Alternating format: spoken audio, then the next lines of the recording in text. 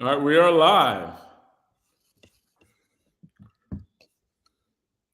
Welcome to All Politics of Local America's number one political hip hop radio talk show. Y'all know if it's Friday, y'all know it's time for All Politics or Local. But more importantly, y'all know if it's the third Friday, y'all know it's time for the governor's forum. Oh, I'm sorry. For the mayor. Right? So, with our beloved brother. Before the Freudian slip. That's right. We got the mayor and future governor. Yeah. That's right. Well, I believe in scripture. Scripture says, "Speak those things that be not as though they were." Right. So I'm talking about our beloved brother, the one and only Meer Baraka. I think he said he picks up his son around this time. Then he tries to get on. So and sometime I guess his son in those karate practices ain't ready to stop chopping people while they come to get him. So we'll try to get the show started for him until he jump on. And then what's coming up after that, John? All right. So at 7:00, we're going to have Rafeeza, Shahabudeen, and Ester Lewars. They are commissioners of the City of Newark Caribbean Commission, and they'll be talking about their Guyana flag raising. We have a large Ghanaian population. Guyana. So I got to get this right. From not Ghana, but Guyana, right? We have a large population in Newark from Guyana, and they'll be talking about the flag raising ceremonies that they have because Newark, we have a wonderful Caribbean population, and we always want to make sure that we recognize our heritage and the people of the city of Newark. And they're also going to be talking about the Haitian flag raising as well. Flag Day Saturday. Yes. For Guyana, it's the flag raising ceremony that they're going to be talking about at 7:30. We're going to have the New Jersey Association of Black Educators President James Harris and the University of Massachusetts Professor Tony Vandermeer on to talk about 70 years since Brown versus Board of Education and the continued racial struggles in high schools and colleges across the country. At 8:00, we're going to have People's Organization for Progress Chairman and candidate for United States Senate Lawrence Hamm and CUNY Professor Dr. Johanna Fernandez, and also retired scholar and activist Bill Sells, and probably student activist Bradley Gonmiah talk about the student protest in the CUNY system. And finally, at 8:30, we're going to have DJ Rhino in the State of Hip Hop with writer Alan Gordon, who's a former editor of Rap Pages and XXL. Right, we see these student protests going on all over the country, and we are going to get a really good perspective on that from Lawrence Hamm, Professor Johanna Fernandez, retired activist and scholar Bill Sells, Dr. Bill Sells, or Dr. William Sells, who was chair of Africana Studies at Seton Hall, and a student or student activist, Bradley Gonmiah, and they're going to talk about those student protests in the CUNY system. And I think Bradley will talk about some things that are going on in Rutgers, Newark, and the stuff that he sees as well. I think it's really important to get a lot of perspective on what's going on. Let me just add this one thing, and I don't know if we can actually do it, but I wish we could look at doing it. Joanna brought Mumia Abu Jamal to the City College protests, right? And Mumia dressed them and lit them up at a time when they were coming under some very serious fire. So it was hugely inspirational. So she's bringing several things to the conversation that I just wanted to spotlight, and we'll figure out how to bring it all in when we get everybody together. Well, welcome, future governor of the state of New Jersey. All right. What's going on? Well, welcome to the Mayor's Forum, beloved brother, Meer Baraka. I thought you'd probably be picking up the Karate King, brother. You know what I mean? Yeah. I know when you were late last Yeah. He didn't go today. He had something to do. Oh, okay. Okay. Yeah. I told everybody. I said the mayor probably have to stop chopping everybody. He's probably enjoying himself. He's having a good time doing his jiu-jitsu, brother. I'm gonna tell you that. I know that's right, brother. Good form too. Yeah. Well, listen, man. Before we get started with the mayor, I'd like to get the mayor's perspective on the 70th anniversary, John. of the Supreme Absolutely. Court of Brown versus Board of Education. Today, Yeah, I just spoke to a couple of days ago with John Schreiber and Nancy Canner and Ryan Hager, Institute for Social Justice, try to put something together this year at the PAC with some national and statewide, folks, activists, academics around this Brown v. Board as it relates to New Jersey in specific, since the court has mediation going on right now as we are sitting here talking about this, about getting people mediating about how to solve segregation in New Jersey 70 years later. New Jersey being the sixth most segregated school district, even before Mississippi. in the whole country. Can't make this Yeah. up. Can't make this up. So, no, just trying to figure out like how they're going to desegregate the schools. So the question, Brown Board of Education, there was two of them. There was Brown 1 and Brown 2. Because after Brown 1, they couldn't actually implement it. So Brown 2 was when busing came and all these other things with all deliberate speed. Yes. And those things did not turn out the way they should turn out. Obviously, people left those communities still. And the problem is a little deeper than just the way we see it. I mean, there's school segregation in Newark. And then when you go to schools that are a lot more diverse, segregation exists inside those schools. I was in a school at Central when Black and Brown folks segregated themselves from each other. Africans, with the Caribbeans, with Dominicans, Latin-speaking Caribbean, Spanish-speaking Caribbean, English-speaking Caribbean, French-speaking Caribbean, split each other up. Then we had to desegregate all of that. I mean, that's all. All of that stuff that goes on in the Caribbean goes on the continent, definitely in the Caribbean and in the United States. The segregation we experience is because we, the proximity to whiteness becomes, something real for us because in our minds, white represents authority, power. And nobody wants to be on the bottom of the caste system that's been created. So you try your best to figure out any kind of way to separate yourself from the lowest part of the caste, as Isabel Wilkerson pointed out. So our internal racial strife causes segregation in places like Newark, but statewide segregation is really, really so pervasive in New Jersey.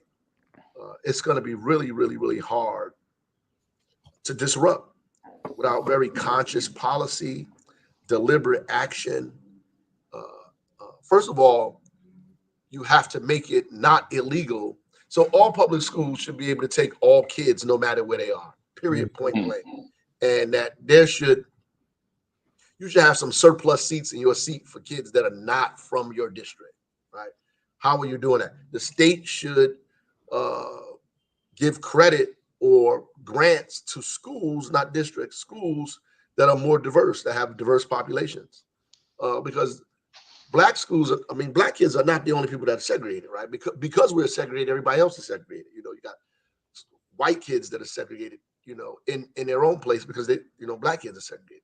You got schools where Asian students are in the majority, right? And the overwhelming majority, and they only go to school with each other, right? And that is New Jersey because our neighborhoods are set up in a way that supports segregation. And the legislature and the Department of Education folks do not have the courage to come out and create policy to disrupt that because there's going to be considerable contention and pushback all over the state from folks who want to do this. Actually, can you break that down for us? What you talked about were two things, right? You talked about how we segregate ourselves based on a proximity to whiteness, right? And I think that's really important. You talked about it on a local level, but it also has implications in the state. The state is going to be majority non-white, right? Right, soon. But the issues, right, of the proximity to whiteness, the multicultural anti-blackness, right? And I think that's what we're referring to in Newark, right? There's levels of multicultural anti-blackness, right? How would that work if people could just go, if there were no geographic boundaries, And Right. would we find a situation where schools in Newark would lose many top performing kids, and Yes. you'd have a level of self segregation again, Yep. where the easiest to teach kids, the kids who would be excelling, would just leave, and a lot of people would not come in. Like, would you have a situation like that? Well, I think initially, yeah. I think I think ultimately it'll level itself out. But ultimately, I think yeah, people are going to assume that those schools are better, and they're going to go right. And at the end of the day, it'll also force us to create other opportunity here. And I think that we can do that, right? And you're right. A lot of kids are going to leave if you open up the boundaries across the state. Obviously, there are not enough seats for everybody in one place. So everybody's not going to even have the ability to do that, right? So that's number one. Number two, I think that they should get rid of these singular school districts. Mhm. That if you want one school in your district for your children, you should pay for it as a parochial or private school, period. That there should be unified school districts that at least have an elementary school, a middle school, and a high school, at least. Like you cannot have a superintendent of a school district for one school. I mean, it's absurd, right? So, And because now there are more school districts than actually cities. And so that has to be reduced. I mean, one, it saves taxpayers dollars. Uh, Two, I think it challenges. So we thinking at it as a perspective of Newark, right? Because it's so big. If you look around the state of New Jersey, you have towns that are so small, right, with 2,600 people in it. Then some with 26,000 people in it. Some with 5,000 people in it. Those school districts should be combined, and you'd be surprised the level of diversity that are in those towns in relationship to one another, right? When I'm traveling, you see little pockets of Black communities all over the state of New Jersey, pockets of Indian and Asian, South Asian communities all over the state of New Jersey, Turkish and Eastern European, and you know, these cities that have these folks in it. Not just the traditional what we know as Black and white. That those school districts could easily be combined, right? And I think that those school districts might fare off better, even if they did that. The because problem now in New Jersey is the top schools are these schools that are majority white for the most part. now, one of the things that when you're bringing that select suggestion out, one of the things that I thought about is that it seems like I've always said that you are very practical progressive, right? Like, as in, you have policies that are good for people and also make sense economically. They make sense, right? And it seems like you would get bipartisan support, because I know Chris Christie talked about almost the exact same thing, right? When he was talking about looking at there are so many different towns and there's so much redundancy. And when you look at the redundancy, like, you have a school district with one school and a superintendent, right? And so they're paying a superintendent for a one school district, but they have a they have a superintendent, a principal, a board of ed. They have all this overhead Everything. for one school district, right? So it seems like there would be real bipartisan support, because it seems like it's just common sense, right? What would be the pushback? The Democrats. No, but I think the Wow. pushback is like home rule. Like, folks, home rule would be a problem, as well as people who are still holding on to these kind of tropes that exist. Turn people into caricatures and monsters, and they're afraid to have people in the community. I mean, these people don't want to put housing in their neighborhood. They definitely don't want you to come in their school system. So I mean, this is going to be a real challenge, and most people are not going to want to address it because of the level of tension it's going to cause, right? And if you don't have the courage to deal with it, the best thing to do is kick it down the road, which is what people do. But ultimately, I think it's going to come to a head here, because New Jersey is just getting too expensive. That's number one.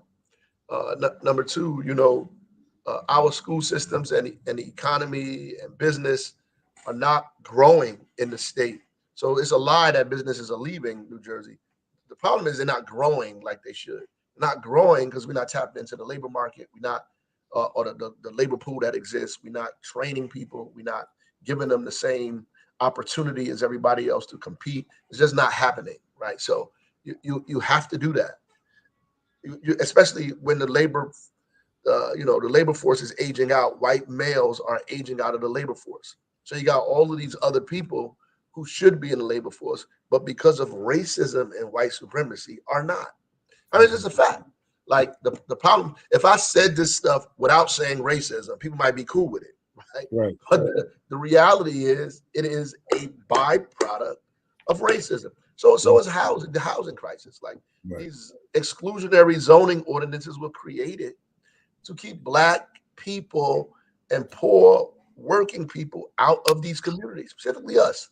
And so now they're affecting their own children.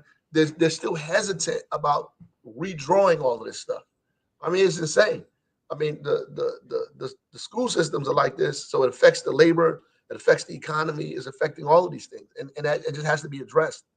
And nobody's going to get on stage and say white supremacy is the result, is the cause of this, but me. But that's exactly what it is. There's no way around it. Like, it's simple to me. I mean, it's not. It's simple to be addressed, but it's complicated because it's emotional and historic. Like, so, like the same people that want to keep statues of Robert E. Lee, you know what I mean? They think that it's because of the history of it, right? So it's ridiculous.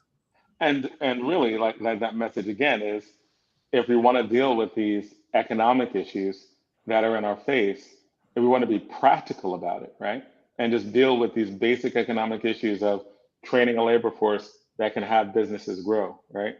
Then we have to deal with the actual structurally racist impediments that do that. And you can show that all that with data, right? Like it's not like the data is not there. That there.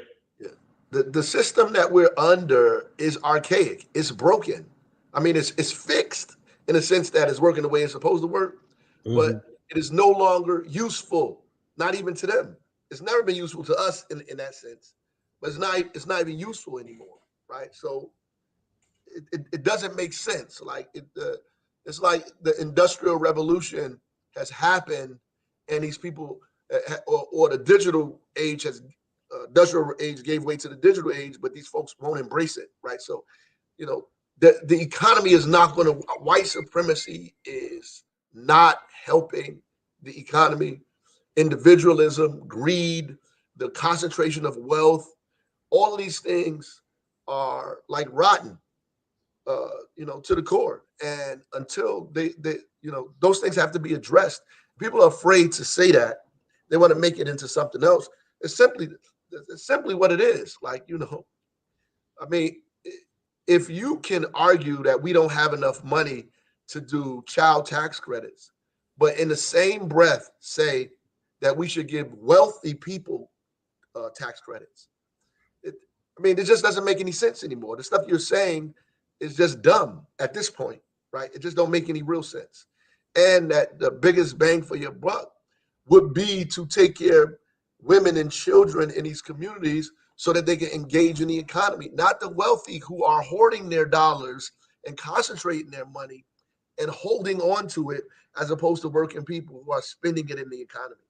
It just doesn't make any sense. What you're saying doesn't make sense. Segregation doesn't make sense. It just doesn't make sense. It doesn't make economic sense. And it's never made sense for us because it's oppressive, it's ugly.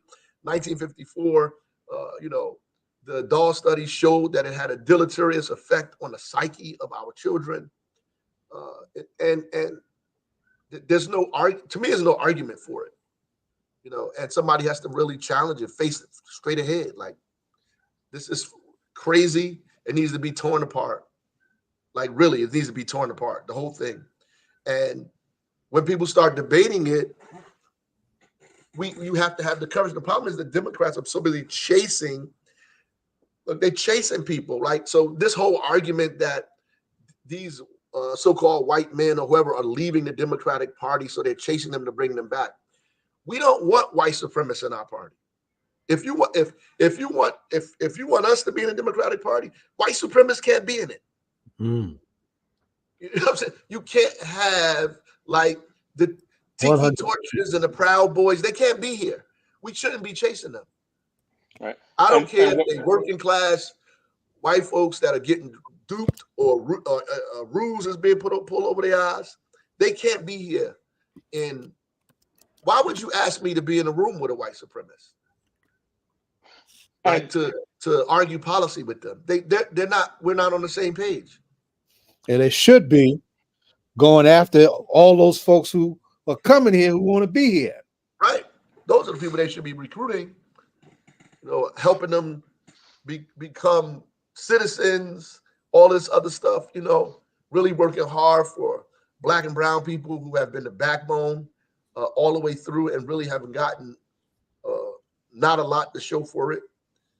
That's the reality. And I'm telling you, when this whole segregation piece is made public, you know, the only thing that they are thinking of at this point, I'm not in the meetings, but I'm hearing that they're talking about creating more magnet schools on a regional level that allow people to go to schools, to these magnet schools on the regional level as pilots or something like that. Now, I don't know how that's going to work or how people are going to get there or what the criteria is going to be. But I think that that's really, that's not going to be the answer. It might be like a way to showcase or highlight what real integrated schools, culturally, academically, socially could look like and the success it could have. But ultimately, that's not going to be the answer. I was thinking that when you were talking about who you want, like, and how the Democrats are chasing, they're chasing with their message, like white supremacists, right? But I was also thinking that at the same time that your message actually goes to poor white males well, right? Like I think that a practical progressive message, because when I was going through West Virginia, right, and I was thinking just based on its history, nobody kills poor white people like rich white people, right? Sure. Like there's an entire history of rich white people just mauling poor white people. And the message you have is that we have created a system where people are literally disenfranchising their own white children who can't afford to live where they live, right? Absolutely. So part of me thinks that your message actually is more relevant to poor white people as well, and working class white people as well, right? White people who have been left out, right? Who are not at the top. I think that message, the people who are leaving the Democratic Party and going to the Republican Party, they're not going to the Republican Party because the policies are good, right? No. They're going for identity reasons because they think that somehow they'll be taken care of. Right. But I think it's all emotional. Right. But I think your message ain't this a white supremacy and white privilege. That's right. Right. But that wages of whiteness. But I think just as a lot of these Trump supporters also supported Bernie Sanders, and when they because a lot of them were like between Bernie Sanders and Trump, right? Inside of the election. I think that there are going to be a lot of voters, the more people who hear you, I think that's a demographic that you can get if they hear you. Almost like when Elizabeth Warren went to West Virginia, right? She had an understanding of the economic unfairness that is with working class people. Like there's a war on working class people, poor people in the United States, giving money to help the very, very wealthy and using middle class and poor white people in order to boost them, right? Sure. Which is part of the whole Trump reaction. A lot of the Trump reaction is that the rich white people who patriotism, man, the last refuge of a scoundrel. Patriotism is that's this high level, extreme nationalism. Those are the people that are in charge of Israel. Extreme, ultra nationalists who are right wing and ultra conservative. That's it. These are the people. And folks have to identify them as they are. That's who these people are. And that is who Trump is appealing to. And the difference is with Bernie even is he's saying his message. He's fighting for what his message is. People gravitate to that because they gravitate towards it. He's not trying to actively chase these people down at the expense of his own message. Right. Which is what's happening in the mainstream, right? You have to say what it is and stand on what you believe, period, right? And ultimately, some people will get it and be convinced by it, but a lot of these people will not. And we just don't have the time, is what I'm saying. That we just don't have the time to corral these people. You're gonna have. There are enough people who you can get today. You know what I'm saying? The problem is we leave our base behind. We leave it behind. They're not excited. They're not interested. They're not believers, right? So they don't come. They don't come. And the independent community, independent voters in the white community are not sure because the Democrats never stand on their message. Mm-hmm. They waffle and they don't explain. For the expense of the entire system, they relinquish their own personal authority and ability. That's just core, right? Yes. When he lost the election, the national election, because these people really cheated, not like this crazy stuff that Trump is saying. Because those hanging chads and all this old craziness, he let that ride. He let it ride. We just had a serious example of that recently in the legislature when we saw how Oprah got gutted. Right. Classic example of what you just laid out. Yeah, they just let it ride. They're gonna go. The standing on principle in the political arena is an exceptional behavior when it should be the norm. Yeah, they're gonna go with the majority, with the ruling group. Because people get their money from one part of the society and they vote from another. At the at the end of the day, is. Can you repeat that? Like that was like. Can you repeat that? You said people get there. Yeah, you get your money from. When you're running, the people who finance what you're doing is from another part of the society, and the actual votes come from the working people. And when you're down there in that place all of the time, it's like being in a fishbowl in a vacuum. And it occurred to me when I was on a panel with those Republican guys that they really believe the stuff that they believe when he said nobody is hurt by recession, because he don't actually know anybody that's been hurt by this recession, right? We actually do, because we live in the communities with people who actually every day are struggling. Their peers are not. So it's difficult unless you're traveling around talking to people and understanding what's happening. You are in a fishbowl, in a vacuum, which is what's happening down there. 80% of the people that they polled in New Jersey said they were opposed to gutting Oprah. I don't know if anything gets 80% these days. 80%, and people did it anyway. They did it anyway. Look, I'm the mayor of the largest city. I understand that there are people who abuse Oprah. There's professional Oprah requesters who take the city to court, make the city pay their attorney fees, who ask you for things that is impossible to produce. You get to court, you can't produce it in a time period that they want it by. They sue you.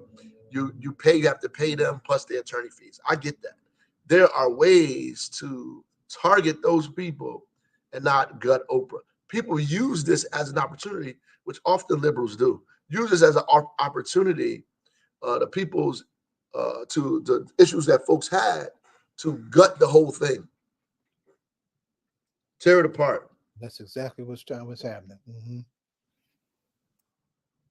By the way, there's a campaign now to get Murphy to veto the bill when it comes to him. I need to shout that out and shout out everybody, all those progressive voices that did all that work that ultimately revealed an 81% to come out against it. I want to acknowledge one of our favorite listeners, Principal Kofele. I invited him to come on tonight. He is in Houston in a larger discussion, on an important retrospective on Brown versus education with other educators in Houston. So I just wanted to shout out our brother. Yeah, but that's Brown. And the sad thing is, here we are 70 years later, and Brown has not been resolved. It just has not been resolved. It's not. I mean, all over the country, we're dealing with this stuff, right? And you're talking about one of the bluest states in the nation that we in the top 10 of segregation, right? It just has not been resolved.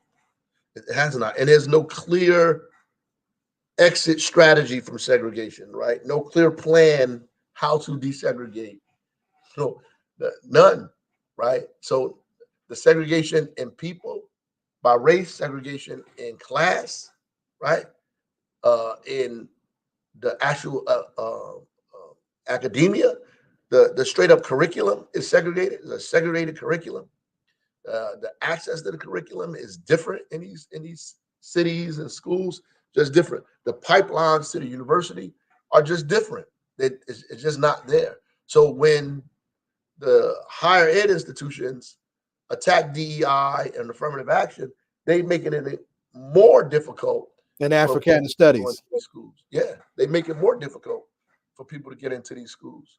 And you take away Africana studies and Black studies in these schools, the folks don't even feel obligated to do anything. I was at that thing at the movie theater when they showed the movie Origin to those kids. It was a bunch of brilliant kids in there, Newark public schools, right?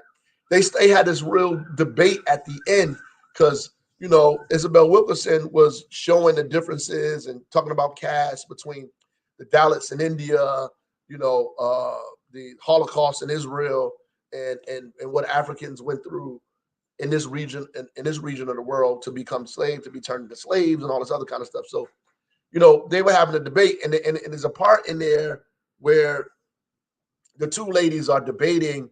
One of the women that's from Germany who experienced the Holocaust, was parents was saying how American slavery was not the same thing, and basically saying that their brand of terror was more advanced than ours. So that's first of all, I don't think people should be having those comparisons. But one of the girls, a young girl, got up and said basically that, it's not the same, and Black people didn't suffer. We were just slaves, but we didn't suffer the same atrocities that was suffered under Hitler's Germany and the occupation of Europe during the Holocaust. That's because, and when I spoke, I said, it's really not these children's fault. They're having this debate. It's actually good that they're having this discussion. The only thing that's missing is information. They don't have no information. And without the proper studies, they'll never have any information. Who's going to give it to them? Right. They don't know. They don't know. Who knows? I mean, our children barely know, but the kids there knew. That's why one girl got up talking about Franz Fanon and Wretched of the Earth that she was reading. She goes to Science High School. Wow. Program. That's talking about colonialism. I was super impressed by that. But I mean, so these kids were debating, but ultimately, like they don't know the tens of millions of Africans lost at sea, women's bellies cut open, the kind of torture, the taking away your language, your religion, being in a world that you do not know, in a language and people you're unaware of, right? Folks, we just don't know the number of the level of torture that existed for Africans in this country when we came here. The lynchings, even after that, not just Emmett Till, but all of that, the severing of fingers and ears and genitalia and passing them out as souvenirs during picnics. which were lynchings of Black people at the public recreational genocide, right? At the public square. Like this, people don't know this information. They don't know about the massacres in Tulsa and all of the cities across the country, as close as Wall Street, New York, right? Or the area by New Jersey Performing Arts Center. They don't know the African graves that are buried and the way people were murdered in this country. Right there. Period. You just don't know that. That history is not taught. And people are trying to prevent it from being taught because they think that, it'll make people angry. Well, this kind of emotion is a part of learning, right? And it's up to folks to channel that anger into things that are constructive, right? So at the end of the day, because the people don't have that information and they're misinformed, they don't agree with policy and practice that remedies those harms. And that is, and therein lies why, there's this real need to get rid of affirmative action, right? Because at the end of the day, we don't want to right that wrong, and as long as we never tell that story, right? Right. Continue that kind of history. Yeah, you'll be like you begging for something you don't deserve. Exactly. Right. I think I was going to say, I think that when the story you were talking about, the kids that were reading Fanon, I think that, generally as a rule, we should be supporting debate teams in all these schools because essentially that is one avenue, right, where a lot of this information gets passed, right? Not just locally, but nationally.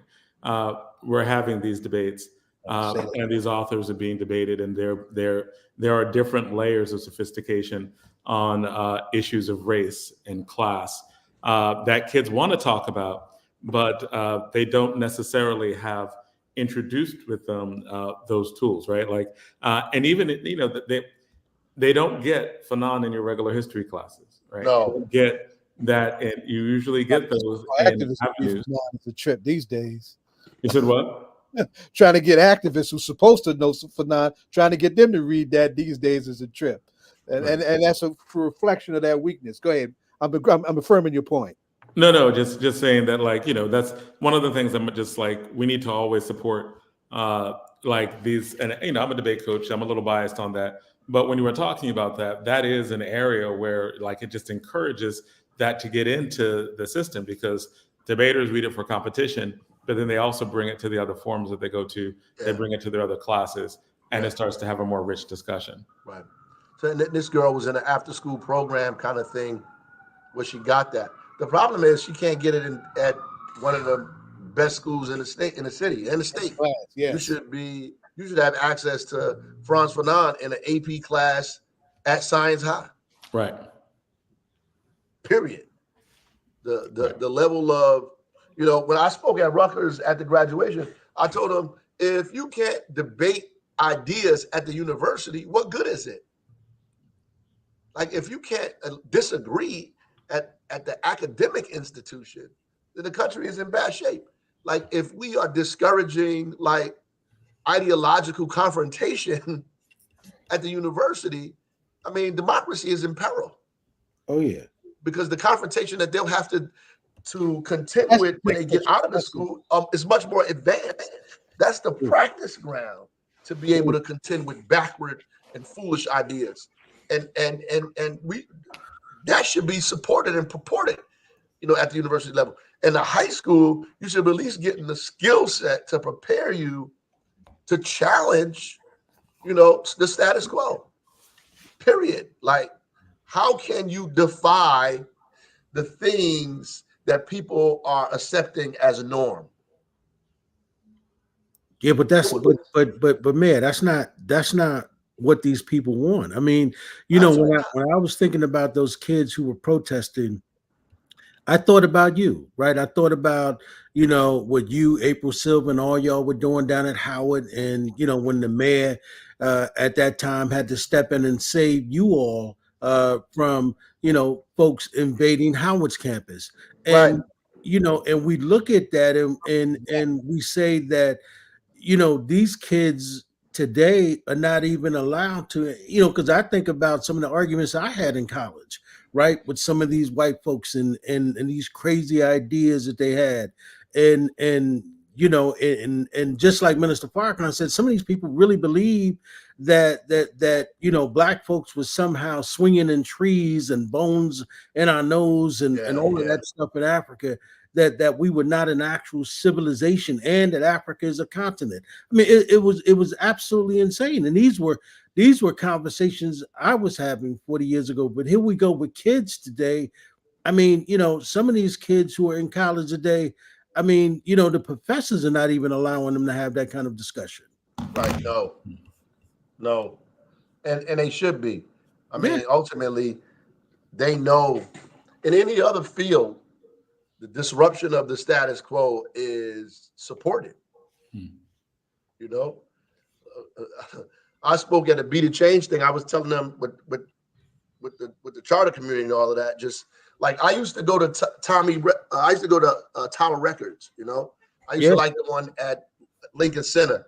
You could put on the headphones and listen to Curtis Mayfield, the Isley Brothers, EPMD. You would be in there listening to the music and not even buy anything. Then get a CD and a record and get on out of there. You had a great experience in there for 2 hours, right? Not all of those places are gone. Yep. They don't even exist. They're finished. Like, if you are like 20 years old or younger, hell, if you're 30 years old or younger, them things are, you don't even know what those things, that experience is, because of complete disruption of that industry by kids in their basements, in their backyards and garages. Change that whole thing. Period. The disruption of the stagnation of where we are in this country, in this world, because of white supremacy and racism and the economic system that's designed around scarcity and greed. We're not going to be able to realize the level of growth that we need. It's just not possible. We're not discouraging disruption in that. It's okay for people to believe that you should not be compensated or you shouldn't be repaired for the grievances because they believe it didn't exist. Yeah. And man, that's the pushback we get every time we lift up Amiri's name, right? The pushback is when you lift up Amiri's name, it's always going to be based around, well, we don't want you guys to know that. That's why they took it out of the schools down in Florida, right? So those kind of, I remember you were at some event, man. You were talking about poetry, and you were talking about the kind of poetry you heard in your house versus the kind of poetry these people want to teach, right? We were hearing poetry about revolution, right? We were hearing poetry about upliftment, about Africa, about self-determination, right? Yeah. That's what we were hearing about, and that kind of language encouraged us to become who we are, right? I mean, you think about it. We could be just as insane as some of these people who support Trump, right? I was thinking about, absolutely. I was thinking about what some of us are about the Supreme Court, right? The justice whose wife went out and turned the flag upside down, and they want to claim like that was some kind of mistake, right? Come on, man, right? We all live in America. We all know what that stuff means and what happened on January 6th in this country. But for some reason, right, Black folk are the only group of people in this country that are not allowed to talk about our Holocaust in such a way that it would encourage our children not only to know the past, but never to repeat it. Right. That's true. I mean, we collectively have not raised it in a collective sense in the way that we should either. So, and have not gotten enough alliance support or allies support around that as well. So, we the problem with our fight for democracy is that these petty bourgeois Negroes who had the ability to benefit from the struggle benefited from it and disappeared. Yeah. And the reality is that they have not, in some sense, like challenged the very thing that kept them out of it in the first place. And hopefully that is, you know, I mean, those people you come across all of the time. I mean, the problem is this thing is getting so dangerous that, you know, those folks are even losing ground. Like their children can't even benefit from the wealth that they created from their own self, because you can't pass your salary down to your child. That's right. They're not, the station that they've acquired in life has not become generational, and the attacks on what's happening in voting, the attacks that's happening, you know, around business, around even this supporting Black and brown business, all of this stuff, these things, the DEI attacks, all of that is attacking people's well-being, their station in life. So when you attack DEI, you attack all these positions and these people, governmental affairs, all these folks, the whole class of people that have made a considerable amount of money around us fighting for equity and justice and democracy in America. When you attack those positions, it doesn't have an immediate effect, though it does. It don't have, in another sense, an immediate effect on bus drivers and cooks and custodial workers and folks that are in these communities, you know, segregated anyway, trying to make a living, right? It does have an immediate impact on all of those people where that money and those jobs are going to be thrown out the window, and you're going to be pushed back. Your children are not going to have access to those universities, you know, not going to be able to, you know, be a part of all of that stuff. It has an immediate effect on that, which is why you see a lot more people yelling and screaming about it, right? It has another kind of effect on regular working class Black people, in a sense that, you know, when those policies are pushed back, that's just the tip of the iceberg, and they're coming harder, really, right, to undermine your whole well-being, to make it okay for policies and practices to undermine your quality of life, to you know, humiliate you as an individual, your culture, your person, you know, all of that. And you know, the attack on working class African Americans and Latinos, whomever, it will be worse always. You know, always worse. But you have to, you know, get rid of that layer first. That layer that's there, you got to bust it up, and they're busting it up big time. You know, if they get rid of Africana studies, our kids aren't reading that stuff anyway in these schools. Right. You have to get to the university level to get that information. 100%. Right. So, I mean, that's a whole nother piece that we need to talk about here internally, right? So that stuff, we should be getting that stuff now. So that's why we shocked when the old girl was reading Wretched of the Earth. I didn't see Wretched of the Earth until I was a student at Howard University. I mean, I seen it in my house, you know what I mean? But it wasn't taught to me. And we didn't have conversations with my peers about it until I got to the university, right? I didn't study it, I should say, until I got to the university. Right. I didn't study. Hell, I read the autobiography of Malcolm X as a teenager, but I didn't study it until I got to the university. That's different. Right. You know what I'm saying? It's different. It's different. So when it's part of the curricular programs. I was watching Like It Is with my mama.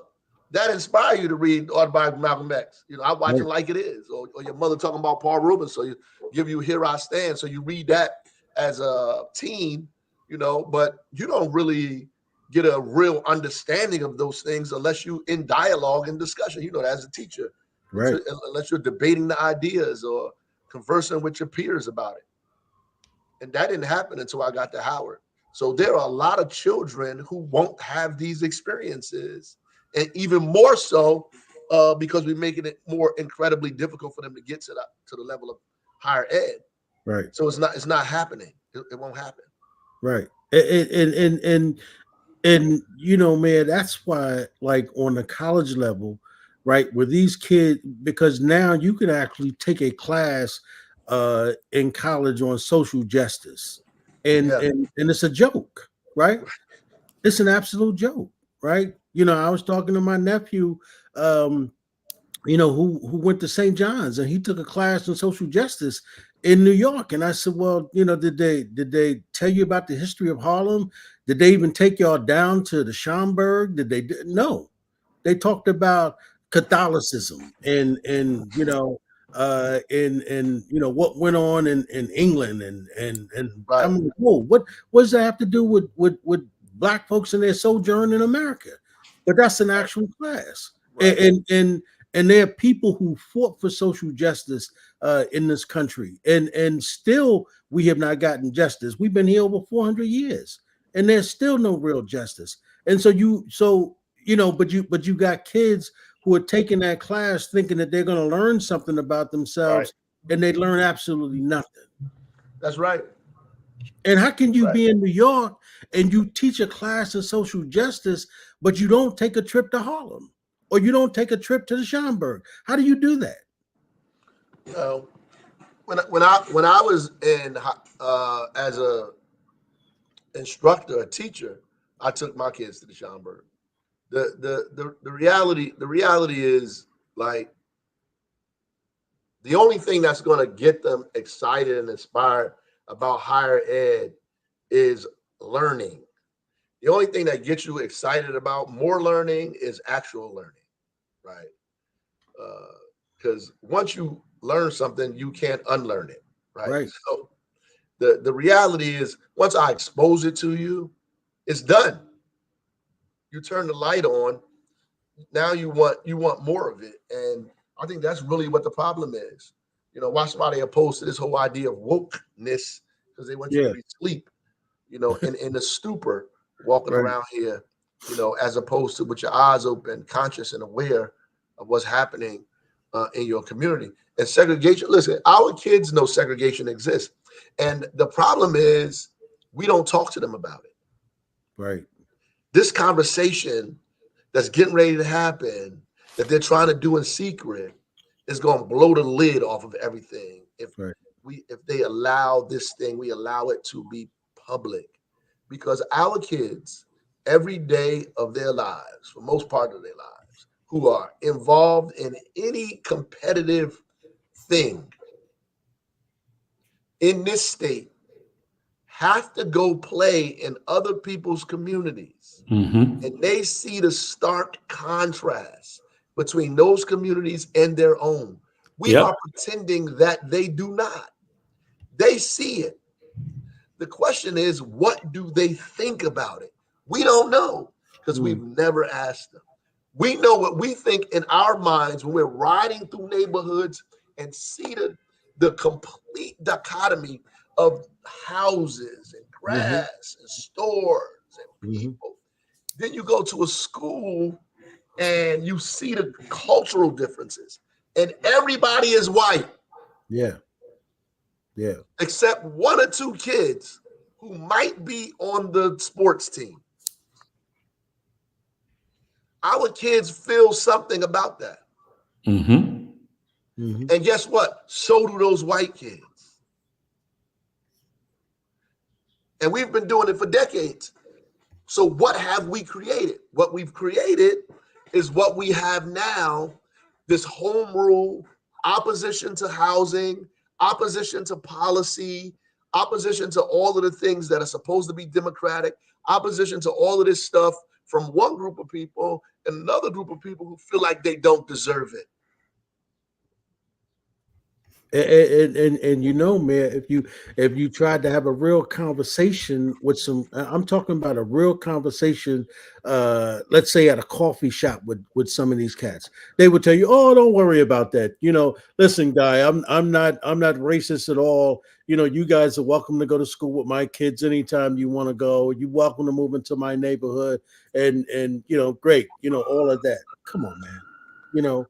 Yeah, but you know, the social psychology of it is damaging, is what I'm saying. It has a real deleterious effect. It does. And because nobody, I mean, it was already proven, by the way, by Kenneth and Mamie Clark during Brown versus Board of Education. But we are 70 years later, and we're still dealing with that. And we don't believe, after they've proven it in 1954, that this has, in some of their language, they put an irreversible effect on people's thinking. Yeah. Not just us, but the larger society as well. Yeah. This is why we're struggling with the things we're struggling with in the state. Yeah. Because our children are being socialized and educated in a way that creates this. And James Baldwin talked to teachers. He said the children that were educated under the Third Reich essentially became barbarians. Yep. And that's one of my favorite essays, right? That's one of the reasons, that essay is one of the reasons why I became a teacher, right? Like when I was trying to decide what careers I wanted to do, what I wanted to go into, that essay was decisive, right? After that, Clear. Right? Like what we do, right? On that level, right? Like yesterday was Nancy Cantor's last graduation ceremony, right? I know that she had worked with the city and that she had increased the number of kids in Newark going to Rutgers Newark by 60%, right? And although Rutgers Newark is a quote diverse campus, when you talk about how like the multicultural anti-Blackness works, who gets left out, it seems like Rutgers Newark was making a concerted effort to get a lot more kids from Newark inside of Rutgers, right? Like being a part of that institution. I know that we talked about power where it lied, and I know you were running for governor. What are your thoughts on that with respect to Newark and the state? The direction that Rutgers Newark was going in, where it's like we're not in Newark, we're of Newark, right? We are supporting full integration of Newark kids into an institution that brings people in from the state.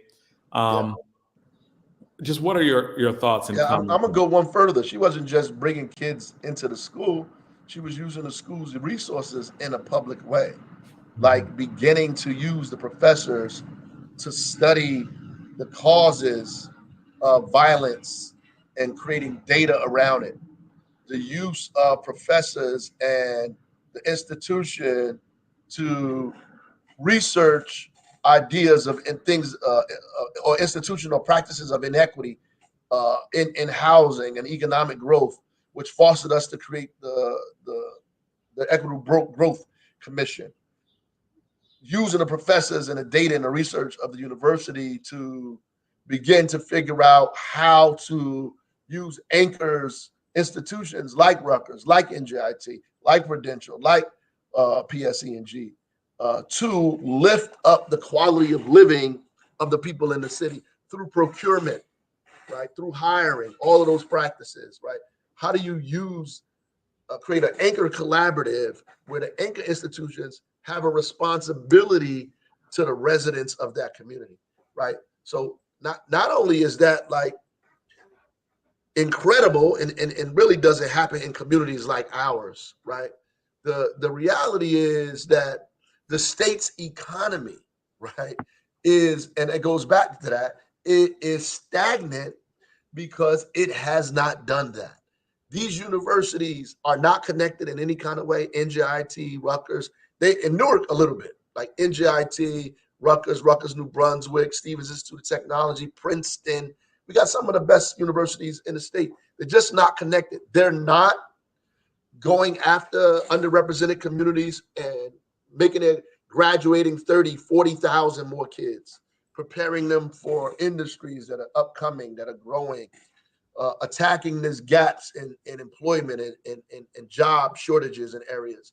They're not using it in a deliberate and intentional way. It's all by happenstance and by what neighborhood you live in, the zip code you're from, the color of your skin, the access you have to wealth, as opposed to using these institutions as a means for social and productive change. And that's what they should be. She understood that academic is a public function, not a private one. She knew that. And so her using it in that way, a lot of people didn't like that. But some of them didn't understand it. A lot of people didn't like that because you're empowering people other than the ones that they're comfortable with. And that's what really should be happening statewide with all of these institutions. education is they say the great equalizer. That's how the transformation of society begins with education. So that's why we can't get anything done, because we're producing white supremacists and black people who think they're niggers.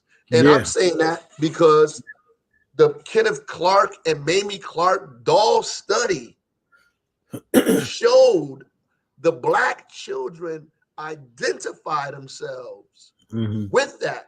There was a response in that says, I am a nigger like the doll. Listen, man, man, you out of time. You started something. We got to pick that back up. We're gonna put a pin in that one, and we're gonna pick that up. Conversation we need to be having. Yes, absolutely. sir. Especially the I really like, because wait a second, because that speaks to what he just said when he said at the funeral he wanted to talk to the elected officials in that room who look like us. And what he just said about those people who voted against that bill, about them getting paid, getting money from that. See, ain't nobody. See, here's the problem, right? They gotta be afraid of Mayor Baraka, and you know why? Because at the end of the day, if niggas in this goddamn society are going to survive, particularly in this state, they gotta hear this kind of talk, right? And we're not gonna hold the man back when he come here. So, man, we're gonna put a pin on that, brother, because we want to pick up on that one. Got on to that. Yeah. Absolutely. All right, brothers. Y'all take care, man. Love you, man. Thank you. All right, take care. Thanks, Good stuff. Good stuff. Absolutely. Whenever especially when I was thinking about Nancy Cantor's last graduation thing, and when he's talking about that goes right to the heart of, we are voting, and it was kind of like Nancy Cantor was punished because she was about DEI. She was doing positive work. She was about community engagement. That's right. And so I think that the run for governor, and John, that guy is exactly who the mayor was talking about, right? When he says that they have bought into that system, that way of believing, and they believe they're white, right? And here's Nancy Cantor. Or you're gonna be safe if you get close to it. Yeah, right. And remember, John, there was this language that was being used that Marsha Brown told us. Remember, she said there was this idea of the Rutgers plan versus the Newark plan. Right. She bought into the Newark plan. He wanted her to buy into the Rutgers plan. Right. And that's what I mean in terms of, like, we need power in the state. Right. Like, that's why I think that the run for governor is so important. I think that this issue of Nancy Cantor being removed was a singular attack on the city of Newark and urban communities all over the state. 100%. I think they were literally telling administrators that, that if you get too close to trying to do the work for the communities that need it, we will punish you, right? Yeah. And it draws this dichotomy, right? Because you have a white woman who's the head of an institution in Newark, who's doing the right thing by the community, being fired by a black male leader of the state institution who is literally saying, you are doing too much for Newark. You are not dealing with the state as a whole. And get this though, John. Here is what's even deeper than that. Remember, we were told that the governor could have actually turned that around. Right. That's right. How about that? Right. And that's why I'm always like, and we're talking about a guy who wouldn't be governor if it wasn't for county. Right. And that's why I think that his run for governor is so incredibly important, because it's breaking down doors and it's actually issuing a threat. Because I really don't think I think people really need to look at this situation of Rutgers, Newark, and Nancy Cantor and what happened, right? What happened overall, as in how she was supporting the city of Newark and turning an institution into an institution that gave opportunities to communities, work with the people, the leadership of that community to find solutions to problems and advance, right? It was incredible incredibly positive, a model for the country. And it seems like that's the reason why it had to be gutted, right? And it is not unlike, right? And what it reminds me of is when the mayor was principal of Central High School, and he worked with the Global Village that was very successful, so successful that his test scores rose like in 1 year. We're actually having our next guest is someone who was at Central High School during that time. And they worked hard, right? And they had these resources, and they were inspired to do incredible work to get scores up in 1 year so high that he was accused of cheating, right? And then what happens within 2 or 3 years? The Global Village, right? Yeah. Like the community school approach.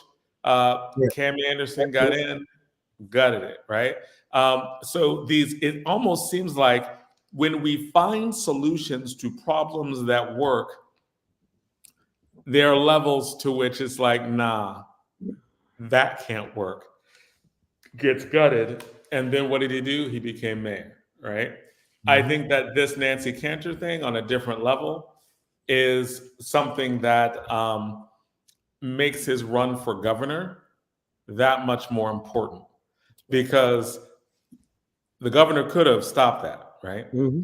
And did not. Talking about yourself. Got votes from Newark to put him over. Right. And you're talking about a decision that there were hundreds of kids in the city that benefited from that. 60% increase, 60% increase in kids in Newark going to Rutgers Newark. All open to them in a place that should have been open decades ago. Right. And I'm a Rutgers Newark alum, right? And that's an old argument we have. That's right. Old argument we've been having with Rutgers for years. Nancy was a long overdue breath of fresh air, and then Marsha coming in there with her, right? That was genuinely powerful. And the thing you should not that naturally should have been built upon instead of being torn down. Right. Absolutely. Absolutely. And here's the thing, though, right? So what we see now happening is that, and John, you and I were told this personally, right? That the governor wouldn't be governor if it wasn't for Newark, right? Right. But other people can get in positions and they don't feel they owe us nothing. They don't feel they owe our children nothing, right? But when we get in those positions, we feel like we owe them something, right? And so when you look at how that vote went this week, right? People who are from our community, right? But they have no sense of loyalty to the very people that put them there. That's a problem, Jonathan. Right. And you're talking about the Oprah vote, right? Like in terms of the ability to literally keep secrets. Yes. To do things in the dark. Right? That was a Soprano State special. Being able to make Oprah requests. And, even if they thought that there was, and that's why they said, even if they thought there was an abuse of certain Oprah requests, it's not like you got it. That's crazy, right? Because it's worth it to get transparency, and that transparency was generally needed. Absolutely. Right. And Jonathan, listen, people lie all the time, right? Right. And the only way that you can get that is you've got to make them give you that information. They're not going to readily volunteer that information to you, right? And so if you take away that right from citizens, the mayor's right, what does that do to democracy? What does that do to it? Right? It erodes it. Right. And so we're living in a society, and I'm talking about the elected officials, right? That's why his statement at the funeral, John, was so important when he said, he just wanted to talk to the elected officials in the room who look like him, right? Because our experiences are different. I'm not being racist. I'm just telling you what the facts are. We have our guest in for the next section and the next segment, and we're going to come back to that conversation because that is an essential part of what we do. But we are honored, right? Like to have representatives from the City of Newark Caribbean Commission. And we have two commissioners from that with us right now to talk to us about some really, really, really important and positive cultural happenings. We have educators. We have two educators with us. We have educator Ester Lewars, and we have educator Rafeeza Shahabudeen, who are both commissioners on the City of Newark Caribbean Commission. And so thank you. Welcome. Great to have you. Ms. Shahabudeen, I gave you a shout out because I know that you were at Central High School. Like, you guys are hardcore educators. And Ms. Shahabudeen, I know that you did a lot of really good work at Central under Raz, and you described it. I remember you talking about it back then. I think there's a story that you tell where he comes into the room and it's like a teacher-faculty meeting. And you were like, he gave the scores or something along those lines. And then he said, you've got to walk on water. And then by the end of the meeting, you were like, well, I guess we got to walk on water. And you went out and you did the thing. And you were part of, you were an English teacher there. And so you were literally part of the crew that got that rapid rise in test scores, right? I remember you were holding Saturday academies, all that other stuff. So I think that's a story that's not told enough. And I think that, you were like an unsung hero in all of that because you were a teacher actually on the ground doing that work that was so good that the state superintendent accused y'all of cheating. So welcome. I remember that. Mm-hmm. Thank you. Thank you for having me. So there's stuff going on with the wonderful, with Newark and the wonderful state of Guyana. And talk to us about that. First, what is the Caribbean Commission and for the city of Newark? And what is going on with that in terms of the City of Newark Caribbean Commission? What is it? What's going on? Talk to us. All right, good evening, everyone. So I will go. I'm Ester Lewars, so I'm also an educator in the city, 22 years, currently serving as a supervisor in our Student Information Service Department for the Board of Ed. But on the commission, I am the public relations officer. And so the Caribbean Commission was formed over 8 years ago in 2015 when Mayor J. Baraka came on board to be a liaison to the Caribbean community. And so we have members from various Caribbean islands, and we do things such as flag raisins, supporting initiatives, making sure that the community know about the resources that exist. I have a program on Channel 78 where we interview individuals from the community. And last year we started the Caribbean Heritage Month initiative. And so, I can get into that a little bit, but that's the gist of the Caribbean Commission and what we're here for. And I'm from Jamaica. Commissioner Shahabudeen is from. I was going to ask. Okay, I was going to ask you, boy, where your mother from? I was born in Jamaica, so yes, I represent in Jamaica. So I guess I will go into. Yeah, so what's going on? Like, there's a flag. Yeah, so tomorrow is the Haitian Flag Day at City Hall from 12 to 3. So all are invited. It's a free and public event to celebrate with our Haitian brothers and sisters. Then on the 24th is the Guyana flag raising at City Hall as well. That one is at 5:30 p.m. And so we invite all our Guyanese to come out and celebrate our 58th year of independence. In addition to that, Commissioner Shahabudeen, do you want to add anything about the Guyana flag raising? Yes, so good evening again, everyone. So on next Friday, May the 24th, starting at 5:30, Guyana will be celebrating the 58th Independence flag raising ceremony here in the great city of Newark at City Hall. We welcome everyone to come out, come join us.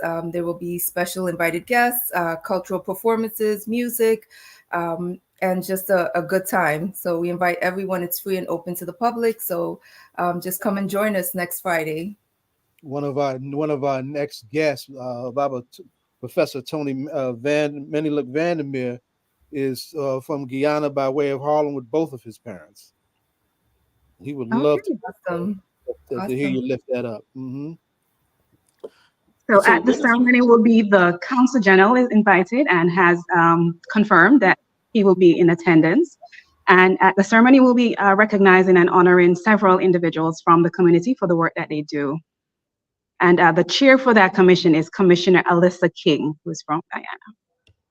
Okay, and so tell us, what is a flag raising? What is a flag raising, and why are they important? Right, like it's a flag raising, it's a celebration. What does all this mean, and what goes on at these flag raising ceremonies?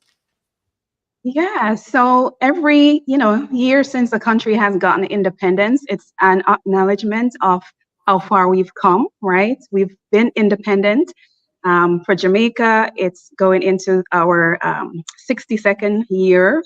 For Guyana, 58.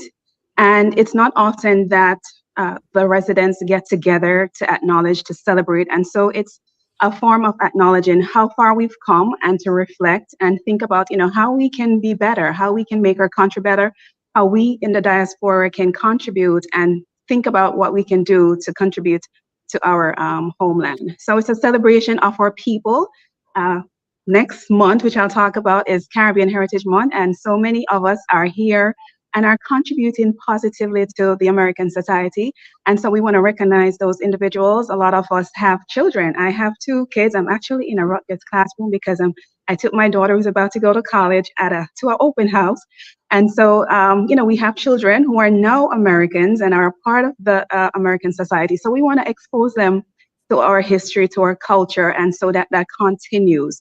And so it's a festive event for us to recognize and celebrate the work and the contributions of Caribbean residents.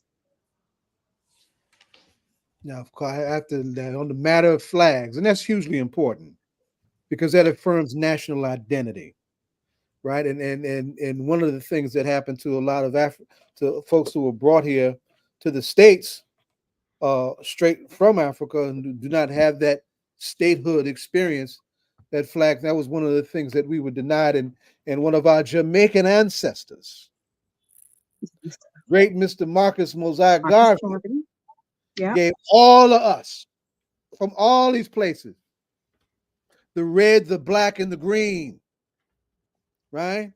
The red and the black. You got it in the background. That's right. I see you pointing to it. Right on, right? Right. To affirm for us the place of nationhood and national identity, to anchor our capacity to be all that we can be in the world, wherever we go in the world. And so that's something that white supremacy sought to deny all of us from that. And where we in those spaces where we can take charge of our posts, pardon my Panther language, y'all, right?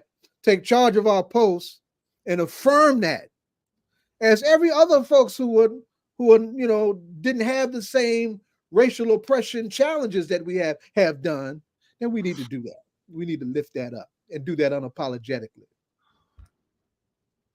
Y'all don't be quiet.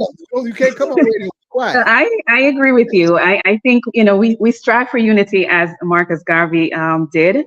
And we also strive to recognize our individuality and our uniqueness, because that's what makes us, that's our uniqueness that we bring to the table is what helps us to be better, right? So I definitely agree with you.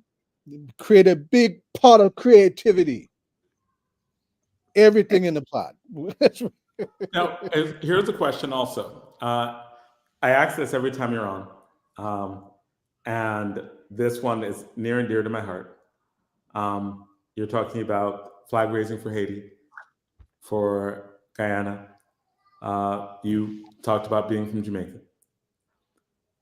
Is there a place where there's lots of delicious food? Like, is there like food? Is there like a Caribbean food, like Guyana food, Guyanese food? Yeah, like Jamaican food, Haitian food. Like, is there like an exchange of like foods? Is there like we're all gonna go to a restaurant afterwards? Like, what's like? So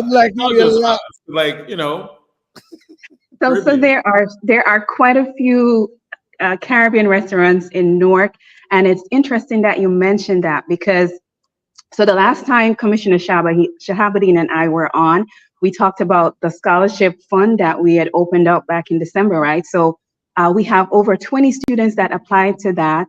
And we are getting ready to announce those 5 students who are going to get $1,000 this year for, their Caribbean heritage. So in addition to that, we are launching Caribbean Heritage Month activities for this year, and one of them is a Taste of the Caribbean luncheon on June 12th. I'm sort of going out of order, but we are going to have a luncheon on June 12th at the Greater Newark Convention and Visitors Bureau, 58 Park Place, downtown Newark. And that week, local. Pardon me? They are a good friend of all politics or local. They're a good friend of our show. Yes. Okay, awesome. So that week, June 9th through 15th, is National Caribbean Restaurant Week. So we're not having a full out restaurant week this year, but we are spreading awareness, and we are using that event to publicize and to, share the local restaurants that exist in the area. So that's one thing that we're doing. And yeah. So I can list the rest of things if you wish, if you would like me to. Well, I mean, yes, actually start talking about some of the others, and we'll get back to the food. Okay, all right. So we are starting off Caribbean Heritage Month with a Newark Caribbean Reads, and that's the week of June 2nd through 8th. And so we have a form that individuals can sign up if you want to read to a school, someone go into the school if you're from the Caribbean and want to go read, or you want to read a Caribbean book to a group of individuals. So you can sign up, and we're looking for schools or teachers to also let us know that they're willing to participate. So that's Newark Caribbean Read. Then the 12th is the Taste of the Caribbean Luncheon. On June 21st, we are doing our gala again. That's where we raised the $5,000 last year.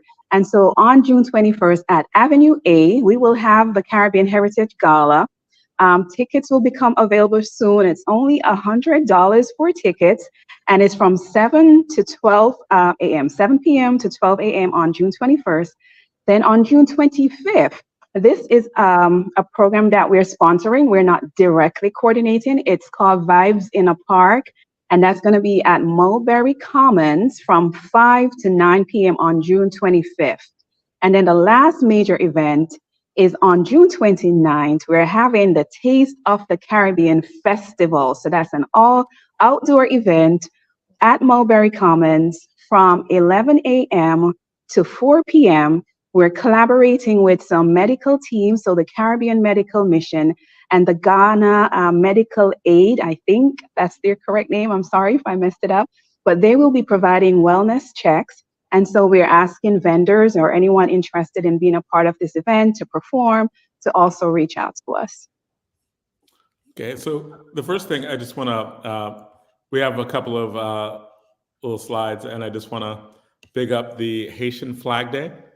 Definitely. Which is tomorrow. And we are glad that that's going on. I just wanted to put this 220 years talking. And I just want to say that the commissioners who are coordinating this as Commissioner Rose St. Albord and Commissioner Faja Roberts. So there are our 2 Haitian commissioners who are coordinating this event. 220 years for ID. And there's some other things that are going on you talked about before. You were talking about the, I think these are the dates that you were mentioning earlier. You were mentioning the 2nd, the 12th, the 21st, the 25th, and the 29th. Yes.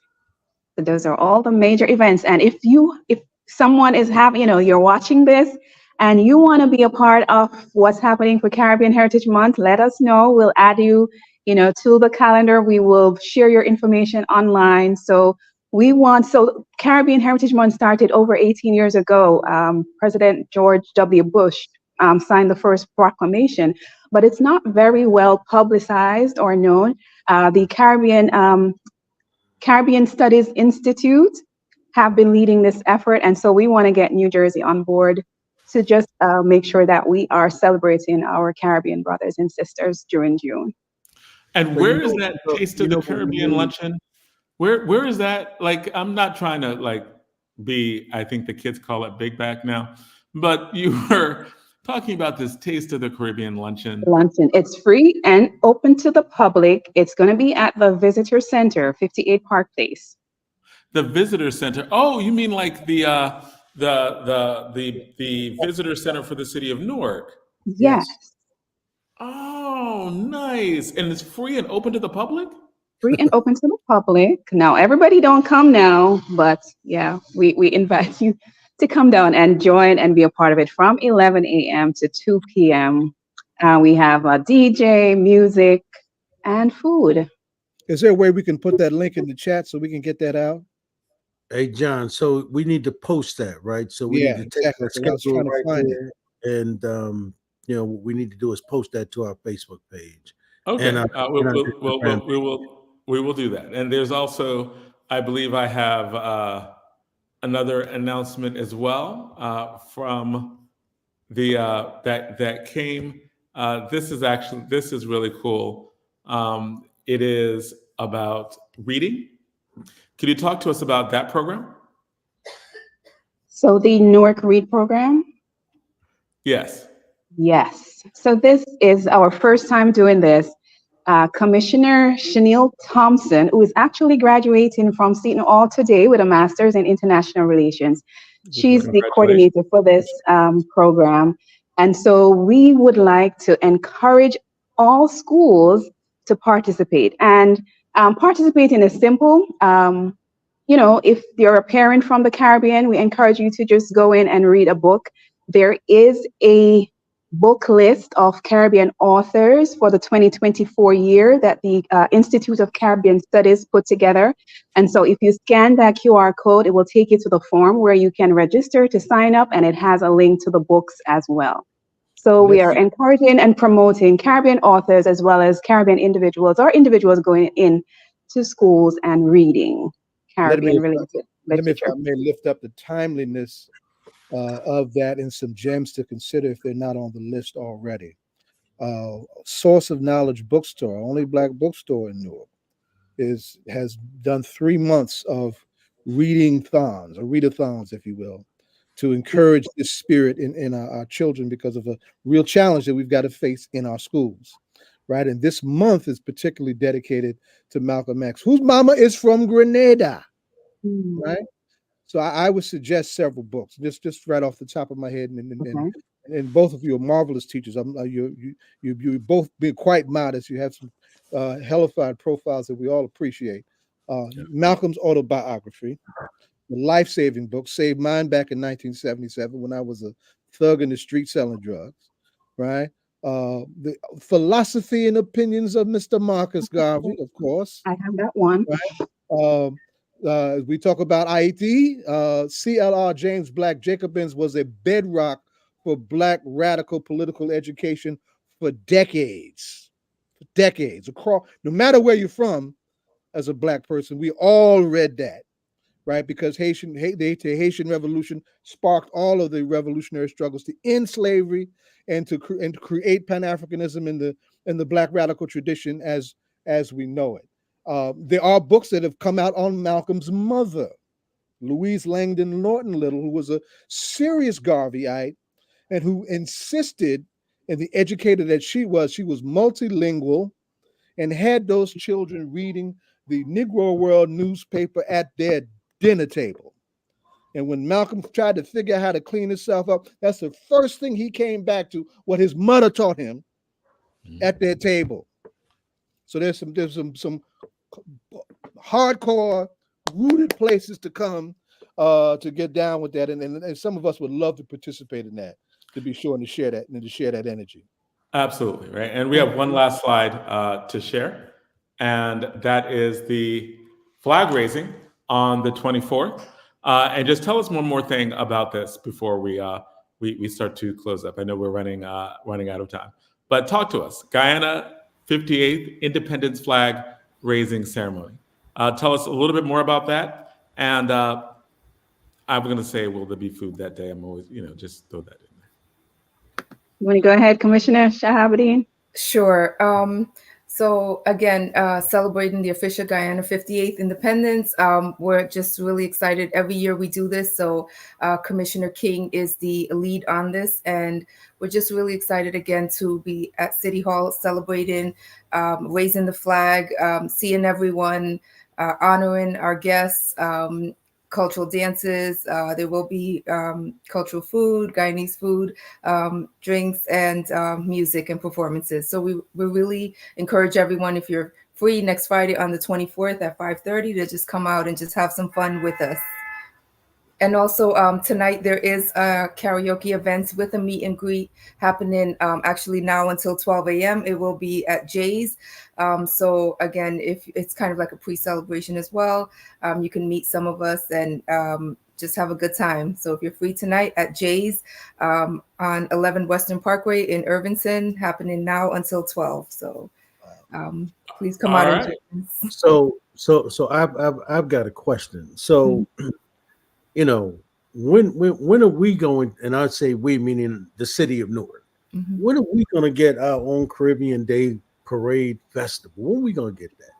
Like they do in Brooklyn. They have great question. That's a great question. Great question. Because I'm saying we can jip, man. Fix that. Yeah. I mean, as talented as you ladies are, come on now. What do we know, man? So what can we do?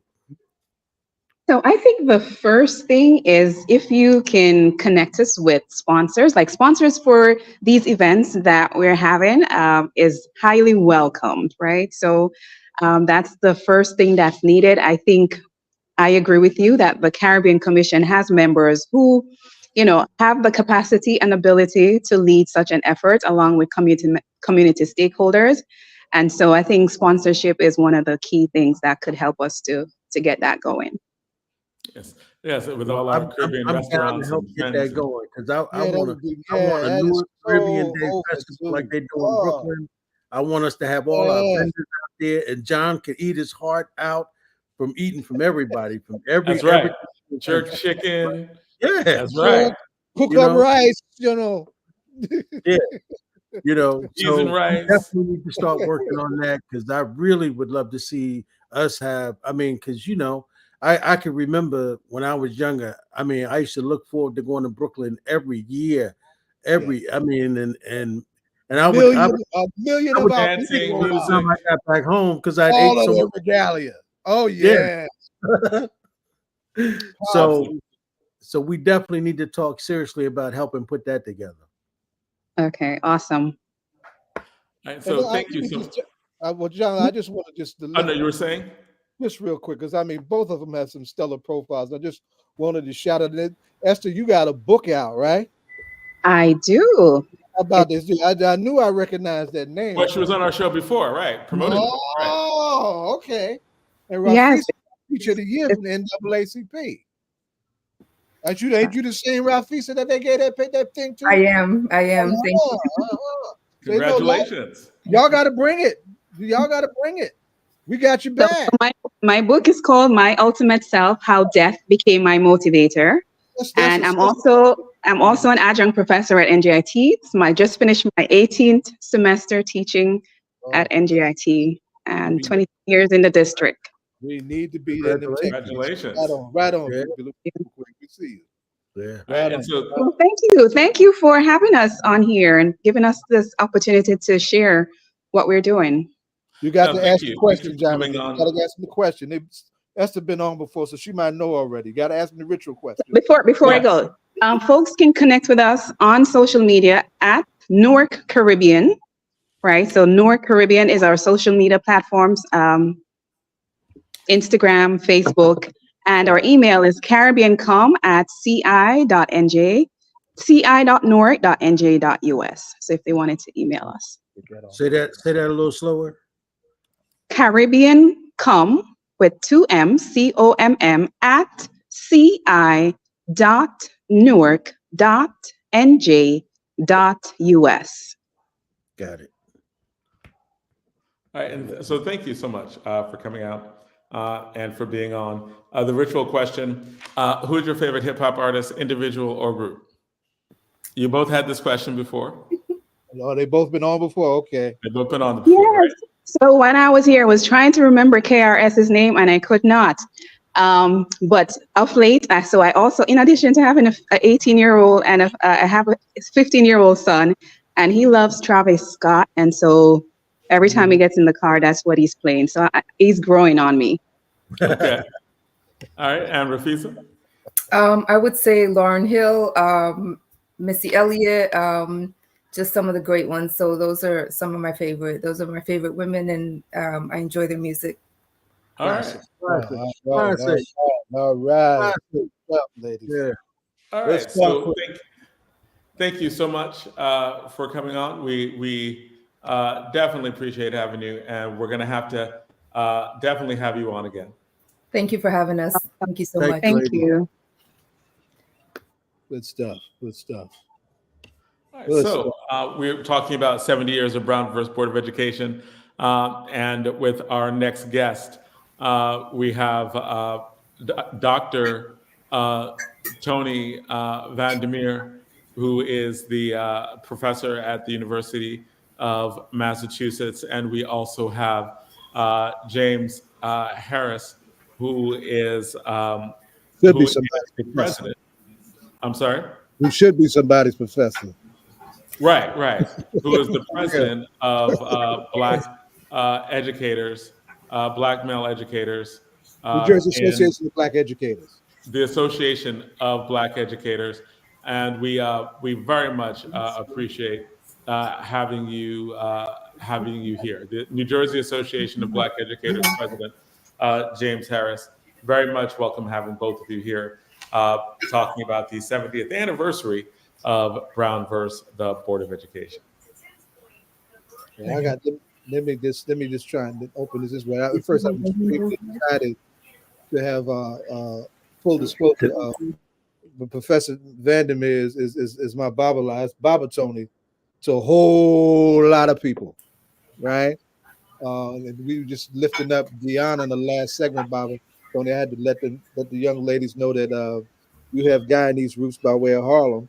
In Guyana and Suriname. Suriname. I'm sorry. That's right. My bad. Y'all was making me hungry though. You know. You heard that part, huh? And plus, I'm in Boston, but we got a Caribbean, festival. Big yes. So this is a heavy conversation. Oh, you said where has the Caribbean festival? Where is this? Boston. Okay. Yeah. This is a heavy conversation, a heavy anniversary day. We have the old question. I mean, we're looking back at Brown versus Board of Education, and in the fifth most segregated school system in the country. That's New Jersey, and Baba Tony's at UMass Boston Africana Studies, one of the premier program once upon a time that has come under attack in recent years in a very well way. That's folks think this attack on Black studies is a Southern thing or a Florida thing. No. It's a national thing, right?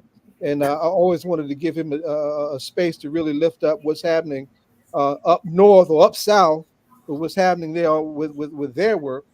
And how all of this is a moment that we really should be taking stock of our struggle around education and how we need to be coming together to protect the spaces that we have.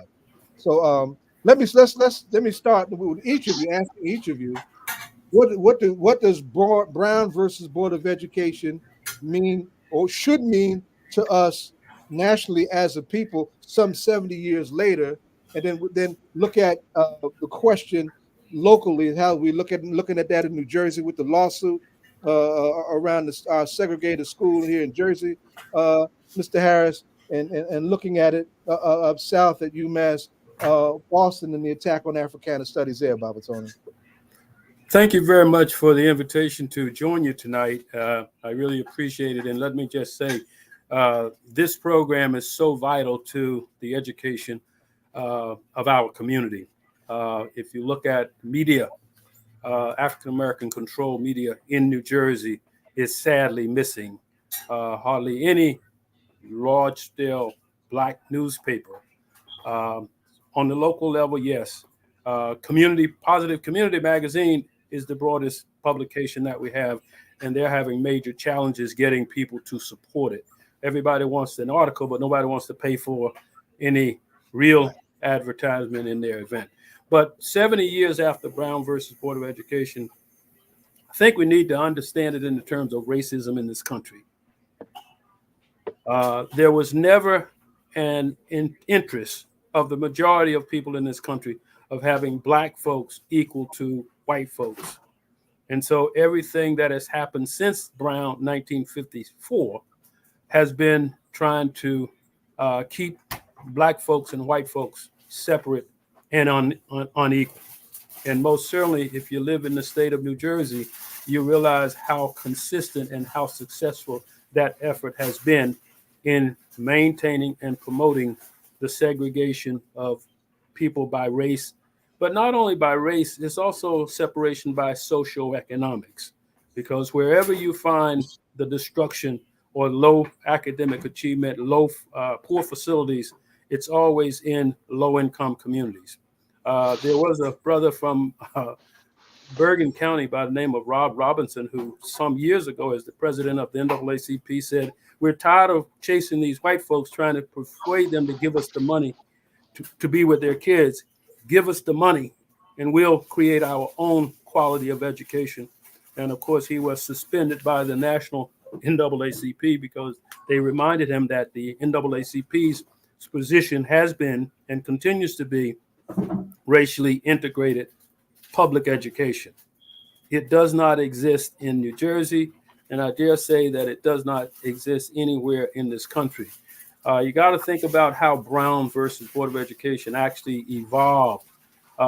That case really started in 1951 with Briggs versus Carrollton County, when the father of Nathaniel Briggs, who, by the way, is hosted at the White House today by the president, the child of the Briggs family, they went to court, but as a result of them going to court, they had to leave Clarendon County and went to Florida because it was unsafe, simply trying to get their kids to go to the school where the white kids went. Well, why did they want to send their kids to a white school? Because as the Supreme Court said in its, quote, unanimous decision, they found that separate is inherently unequal in this country. Let me say that again. The Supreme Court in 1954, Justice Earl Warren said in the opinion that separate is inherently unequal. So anywhere you find the segregation of people by race, you're going to find inequality. And that's particularly apparent with Black folks. And I think what we need to understand is, while there's been some success in terms of Blacks getting elected to positions of power, look at how even Blacks, predominantly Black schools with Black leadership in the superintendent and the Board of Education, look at what they're doing in terms of really teaching the true history of race in this country. And I'm sure some of you could name, just in Essex County alone, we have Newark, we have Irvington, we have East Orange, as well as Orange. Those are all predominantly populations of African Americans. The superintendents are African Americans, majority of the Board of Education. And we have in New Jersey a law that was passed in 2002 that required the teaching of African American history infused in the curriculum of all schools in the state of New Jersey. All grades. We're not there yet. Amistad Commission. Yes, sir. Amistad commissions. Yes, sir. Sponsored by Bill Payne, co-sponsored by Craig Stanley, 2002. And by the way, pretty much predicated on the legislation that created the Holocaust Commission. How about that? But it still has not been implemented. So the Brown versus Board of Education really was the coming together of 5 separate cases of discrimination in the United States starting in 1951. That case was decided And although Justice Warren said it was the unanimous opinion of the 9 white men who constituted the Supreme Court at the time, there was no vote of the 9. He just kind of imposed his position that it was unanimous. But it did say that it was not in the best interest of the United States of America to maintain segregated educational facilities. And of course, some of you, if you know your history, you know that part of the campaign was the success of Kenneth Clark and his wife, who did the experiment with the dolls. Oh, that's right. White dolls. And that was groundbreaking. Yes, sir. Mm-hmm. And when they asked the children, the black children, what they thought about the black dolls, they thought they were ugly. They thought they was unattractive. They thought they were just undesirable. And when they gave them a choice of choosing between the black dolls and the white dolls, the students chose the white dolls. And so it was pretty clear in Earl Warren's perception that there was inferiority implicit in separate and unequal. So that Supreme Court decision overturned Plessy versus Ferguson, which had ruled that separate was in fact legal, and separate and equal. That never worked. So the question is, why then, if the Supreme Court mandates that there should be a thorough and efficient education in New Jersey, which is constitutional, by the way, we still haven't gotten there. So tell everybody who's not familiar with it about the recent lawsuit that was brought together by the NAACP and the Latino Action Network to address where we at in segregation. Yes, the NAACP, in fact, 5 years ago on May 17th, filed a court with the New Jersey Supreme Court, alleging that the state of New Jersey was responsible for the segregation of the school systems in the state of New Jersey. The state of New Jersey, because the New Jersey Constitution is one of the few in the country that says that not only is the state responsible for education, but it's responsible for providing a thorough and efficient, racially integrated education. And about 4 years ago, actually 5 years ago, Judge Horwitz and Judge Stein, who had served on the Supreme Court, said to a bunch of us in Princeton, he says, we've been asked to rule over and over again about the funding aspect of separate and the integration, but we've never been asked about the constitutional provision of thorough and efficient racial integration. So the NAACP with the Latino Action Network, we filed a suit.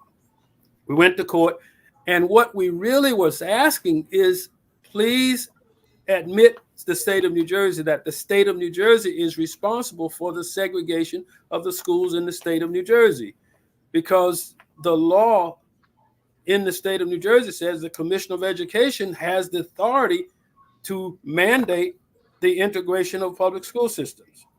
Now, do understand we're talking about a court case that was rendered during the governorship of a Democrat by the name of Phil Murphy, who had served on the National Board of Directors. And he put his attorney generals to argue that the state of New Jersey was not, in fact, responsible for the segregation of schools in the state of New Jersey. So instead of admitting that state had responsibility, they've argued the reverse. And so now they're at the point where they've allowed the complainants and the defendants to get together to come up with some recommended solutions. As this case, in other words, they're off on the side having some conversations that they're not allowed to share with the public about how this could be accomplished if the court and when the courts rule that the state has the responsibilities for the desegregation of our schools in New Jersey. And I'm saying desegregation versus integration. And I think this is what one of the things the mayor just talked about when he said that there might, first, this secrecy thing, a problem, right? Like, why is this a closed meeting? You have the Oprah Act that gutted the act that gutted Oprah, which gets public records and public meetings, and everything has to be transparent. And he said that there might be something like some regional high schools or regional magnet schools that are offered, but it doesn't seem like that would at all deal with the issue or the problem, because just like you're a magnet school, you're just creaming people off the top. You're not really dealing with the heart of it, which is levels of inequality in places that are under resourced. So, just some of the comments that you have on this, on potential New Jersey solutions. Well, let's talk about New Jersey as we see it. Look at the demographics of New Jersey. Under the Abbott decision, which was a Supreme Court mandate that said that the 30 poorest school districts in the state of New Jersey had to be made equal with the wealthiest school districts in the state of New Jersey. And that means that the judicial made a decision that certain things were supposed to happen. But as you know, there are three branches of government. You got the legislative, the judicial, and you got the executive. So once the court made that mandate, it was up to the executive, meaning the governor's office, to implement the Supreme Court mandate. State of New Jersey hasn't done so. Right. Has not done so. Why? Because the funding mechanism they took over and operated the three largest school districts in the state for over 20 years. And if you look at the academic achievement and other facilities, you don't have to debate whether there's inequality. We've got schools in Patterson that's over 100 years old, schools in Newark that are over 100 years old, that have not been repaired, replaced. So, but the real fear is that politically, folks know that if you start having a conversation about desegregating the schools in the state of New Jersey, politically, it's going to be a war. Right. Because white folks move away from black folks. Well, the question is, we're talking about 70 years, right? And longer, actually. But since the ruling in terms of Brown versus the Board of Education, and Malcolm was very clear. Not only did he say that anything, south of the Canadian border is south. Yes, sir. He also said that we suffer from forced citizenship slavery.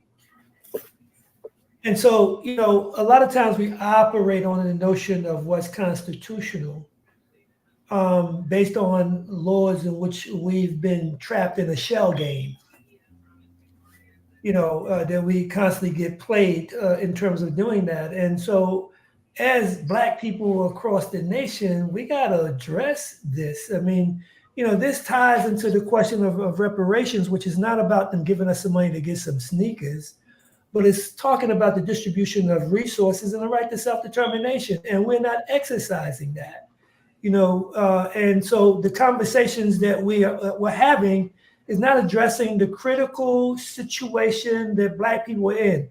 It's embarrassing. It's like 70 years after Brown versus Board of Education, and we got a Supreme Court now who's considering allowing Donald Trump to be a dictator. That's right. And then overturning Brown and right. At that too. That's right. Right. And so the question becomes, when do we wake up and realize that we got to do better than just having elected officials? We got to have educated communities that's ready to push the envelopes, because this is how Donald Trump is staying in power, by keeping the new Confederate working class forces up in arms about white privilege. Microphone dropper, the new Confederate working class. Excellent. Right. Papa Tony, while you right there, and Bill Sales is getting ready to jump on the next wave of this conversation, but he fits. He's an excellent transitional in space right now. We need you to tell us really what's happening to y'all up at UMass Boston. What is happening with that? Tell us about this attack that y'all under, and what kind of solidarity. What's happening to us is what's happening around the country. From critical race theory to banning of books, And so when you have Black people who challenge white supremacy or, white power, they try to isolate you and smash you. And so as a result, they have engaged in, sort of institutional negligence as relates to our department, and we have continued to resist. But, there's a saying that says, they buried us, but they didn't know that we were seeds. And so we continue to blossom and to resist and fight. And so we filed it's 3 faculty members filed which was the only full-time members in our department, filed a Massachusetts Commission Against Discrimination complaint. And so this is the process when you're dealing with a public institution. And so our next piece is civil court. And so, we live in a liberal state. So in some ways, the only justice we'll get is that they'll pay us off. But it doesn't change the structure, because we're looking for structural change, not for them to give us a couple of extra dollars, to retire with, right? And so, but they feel that, they'll wait us out, and so forth, and we'll go away. But in all these public institutions, the structural issue is that who is in control, who's in power, who's accountable to who, especially when they're supposed to serve the public. But they do disservice to the public because you look at what's happening. And so, but we have to go deeper in terms of our own analysis. And I would argue to say, even though, we've done some work in terms of open up the space to get more people to come through, even with the new scholars. Some of these new scholars, man, they drinking the Kool-Aid. They're smart people, but in terms of representing the people, I don't think so. Asad Shakur, when we ask a question like Asad Shakur would say, but how will it free you, right? So it has to be a relationship to how we serve our communities and what is the conditions in our communities. And so what role are we playing in trying to facilitate that, in which they are recognized as full human beings and treated equitably. And we're talking about Brown versus Board education, and that ain't happening. And so if they are knocking us down in terms of people who've gone through the cheese maze and got their degrees and work in these institutions, if they treat us this way, how are they treating people who don't feel that they even matter because of the inferiority complex they develop based on a racist white supremacy world? Well, I'm glad you raised that issue because the New Jersey Association of Black Educators, I'm the immediate past president. In April, we had a new president elected. But we got started because we were trying to save the African American studies programs that were forced on these universities back after the riots, the civil disturbances, the rebellions all over the country. So these folks grudgingly allowed a large number, quote, of Black students onto the campus. And very often when the students got on campus, they demanded more Black faculty, more Black financial aid. But that notion of having Black faculty on the campus was assuming that Black folks were going to support the Black students who demanded that they be there. As I retired from Montclair State University in 2012, I found that the new Black folks who were being hired to the faculty didn't have a whole lot of commitment and interaction with the Black students. I have a student who graduated from Montclair State Monday, and I asked her as a senior, how many Black faculty members have you had in your 4 years at Montclair State? And she says, 3. I talked to the gentleman who is the last African-American faculty member in the biology department. He's been there for 26 years. There's been only 1 additional faculty member in the biology department. There were 2, but the woman who was his colleague retired last year. So we're down to 1 at the second largest university in the state. But I want to say, one of the things that happened when we had the African American Studies program created on the campuses is that the departments had relationships to the community. If absolutely most of the people in Newark, in Essex County, cannot name 3 Black faculty members at Seton Hall University. Cannot name. They don't know the faculty members at Rutgers because the faculty members have decided to hang out in the ivory tower and does not take their knowledge, information to the community so that the community can be educated. So we have a shared responsibility. But see, one of the things that I think we really have to come to grips with, if we're 17% of the population, how do we get to 51% of decision making? Well, this is how people are structuring and saying what is democracy, right? You know, and keep in mind that it was us, you know, who and people like Dr. King and agitation Malcolm X that pushed for a national democratic revolution that sort of created the conditions we're in, but we are becoming more marginalized because the people in power are doing that. And so even the people who are in the universities and the process they come through is different than the process that we help to create. And so there's been an assault to sort of kind of liquidate or marginalize us so that we wouldn't be effective, because if we see education as a process of liberation versus education for somebody to get a job and work for the corporation, then that's a whole different paradigm that we're talking about, right? And so they've taken us off point and off purpose. So it's just about, you know, being part of the academy with no real purpose or mission that's related to, you know, the liberation of Black people. Right. And so we have to really analyze this, but we also have a broader conversation in our communities.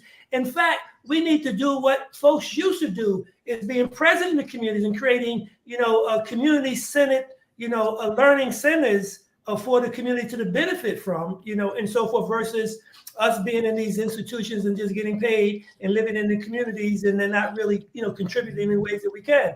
So, but, you know, essentially we have to really look at the state of our condition, the state of our movement, and how do we shift it? Because we have to shift it, you know, in terms of doing it, but we're only going to do it if it comes from the bottom up, if it comes from the people, because the people are hurting. The people, that's right. The people are hurting. In fact, one of the characteristics, one of the very disappointing parts about 70 years after Brown versus the Board of Education is that you look at what impact poverty has had on people who were born in this country. Poverty is a very debilitating situation. And as long as people can be kept away from a better life and seeing models that work, folks get real comfortable doing without, okay? I mean, do we assume that with 315,000 people in the largest city in the state of New Jersey, that the students are not interested in being educated? Yeah. But do we assume that the students in Newark are not capable of having the same type of academic intellectual engagement as the white kids? Yeah. I don't think any of us in this conversation would buy into that, because that would get us into this whole thing of white supremacy and Black inferiority. I don't buy into that at all. But at the same time, that's our task. See, our task is to so first of all, is how do we deal with the psychological impact that slavery have had on us, in which we internalize our own oppression, right? And so what role do we play in uplift that community? Because these institutions is not, in fact, you know, when I'm at UMass, and if we weren't in the classrooms, our students would be even more destroyed. You understand? And so we have to be very clear that these institutions is not going to liberate us and they're not going to educate us. In fact, we have to ask, what is education in terms of when we deal with it? If it ain't dealing with liberation, right, we're making a mistake in terms of doing that. So we have to do overtime in terms of what we bring into the community. And some of the people who got PhDs, we don't even want to bring in the community, you know, because in fact, I would rather bring some of the guys who've been in prison into our community, because they're more educated, you know, because they had to reflect and reevaluate, you know, and relearn and unlearn, you know, things to be able to say, this is the way we have to go. So we got a monumental task, but it has to include the people who are hurting, and we have to listen to them, and we have to find solutions that address that. And as Malcolm and other people said, we got to also find out what other people in other places and other regions and other nations done things to help them free themselves. And we got to apply that. But we're missing. I mean, it's 70 years at Brown versus Board of Education. This is where we at. You know, that's why we wanted to have this conversation. That should be determined in the church, right? You know, what are we doing? That's right. Yeah. I'm glad you raised that question, because can we get to liberation without education? Right, and one thing that we're definitely going to have to Education do has to be is self-determining. Go ahead. we're Yes. we're Go ahead, definitely going to have to Dr. invite. Transition. We're I know we're running out of time, and I know that we definitely have to transition to the next part, but we also definitely have to have you back on because we need to continue this conversation, especially about the part about like what who are the people who are in our community who have jobs like in Africana studies, but are they really pushing things for us? Like, is there a connection between the department, the academy, and the community? So this is a part of a larger discussion and an See, ongoing discussion I see that the we have to have. process as having three major components. We've got to do education, then we got to do organizing, and then we got to do the mobilization. And if you do the analysis on where we are in all three of those phases, who are we educating? Let me tell you something. Just about everywhere I go, you know who's missing? Poor people.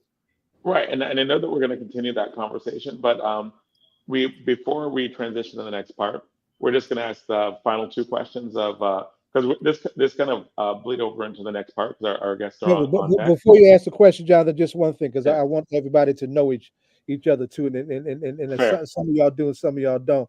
But we're getting ready to talk to the great Bill Sales. Bill was at Seton Hall's Africana Studies programs for years, and at its height, and at its center, at its height, and one of our leading Malcolm X scholars. Bill and Baba Tony is going through what Seton Hall went through a few years ago. They're going through it now, right? Johanna is hugely important to the generation that's behind us. And speaking of our brothers in prison, she brought Mumia Abu Jamal into this global conversation that students are raising out loud in defense of Palestinian self-determination, right? In the city colleges. It was a hellraiser like all of you were when you were all in school back in your Columbia days, Bill, and all of that, and Johanna when she was a young student at Brown raising them. Folks don't even realize that about that. So I just wanted to make that connect because there is a continuum that's clear in this conversation. We're going to emphasize different things in different segments, but there's a clear continuum, and we want to make that clear to everybody who's paying attention and listening. Go ahead and ask the ritual question, Jonathan. Who is your favorite hip hop artist, individual or group, as we transition into this next segment? Chuck D, Fight the Power. Right on. And James Harris. I don't think he heard you. Ask it again. And James Harris. Yes. What was the question? Who's your favorite hip hop artist, individual or group, or one that you think just fits the moment? I'm still hanging out with Gil Scott Heron. Okay. All good. All right. Excellent. Revolution will not be I'm televised old or 501c3. All right. Well, thank you so much for coming on. We're gonna have to get you back like soon, right on, because we've got to continue. These conversations. All right. Salute to Johanna and Bill. Thank you very much, and I really want to emphasize how important this conversation is to our community because it is a major source of education and information that we are so much in need of. So thank you very much. Well, we thank you for your presence. And we thank you. That way for so many years, sir. Fight the power. Yeah, that's right. That's Take right. care, man. Now, students are all in the streets all over the place.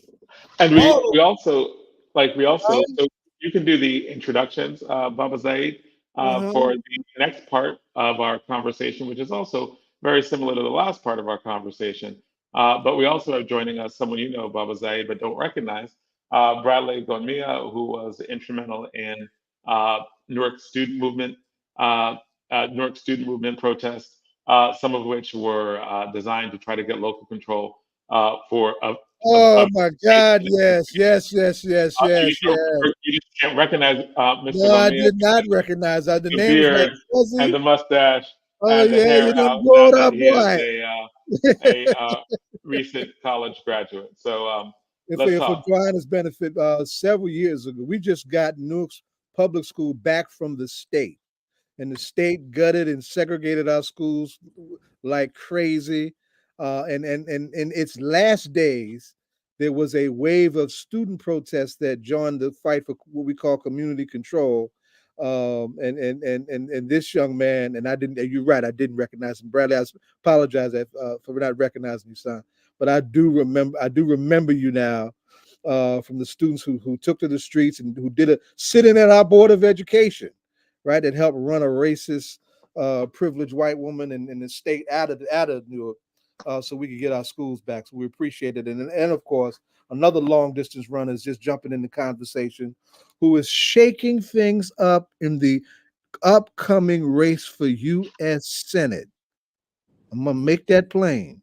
Shaking things up because there was several lawsuits that got rid of some Soprano State shenanigans that we call a county line that dominates elections in our state. Is gone. It's in the toilet of history right now. And so more people are looking at and listening to Lawrence Hamm or Demu Chunga like never before, as we try and get rid of a gangster in the U.S. Senate and to put a progressive in. He was at Princeton in 78 and sparked the divestment movement against apartheid in New Jersey at Princeton in 78. Our favorite radical scholar, Bill Sales, who gave us one of our best books on Malcolm, and the Malcolm X Speaks in the 90s conferences, right? Comes out of the 68 struggle at Columbia, right? And of course, I already just told her what Johanna is tied up with students all over the country, right? Coming out of Brown in a not too quiet way, for sure, and bringing Mumia into these conversations to a whole new generation. And then we have this young man, Bradley, who's one of our grandsons right here in Newark, into this conversation. So Brown versus border education 70 years ago. What does it mean for our students raising hell right now in defense of our people fight for survival in Palestine? Bill, you the reigning elder. I'm gonna start with you.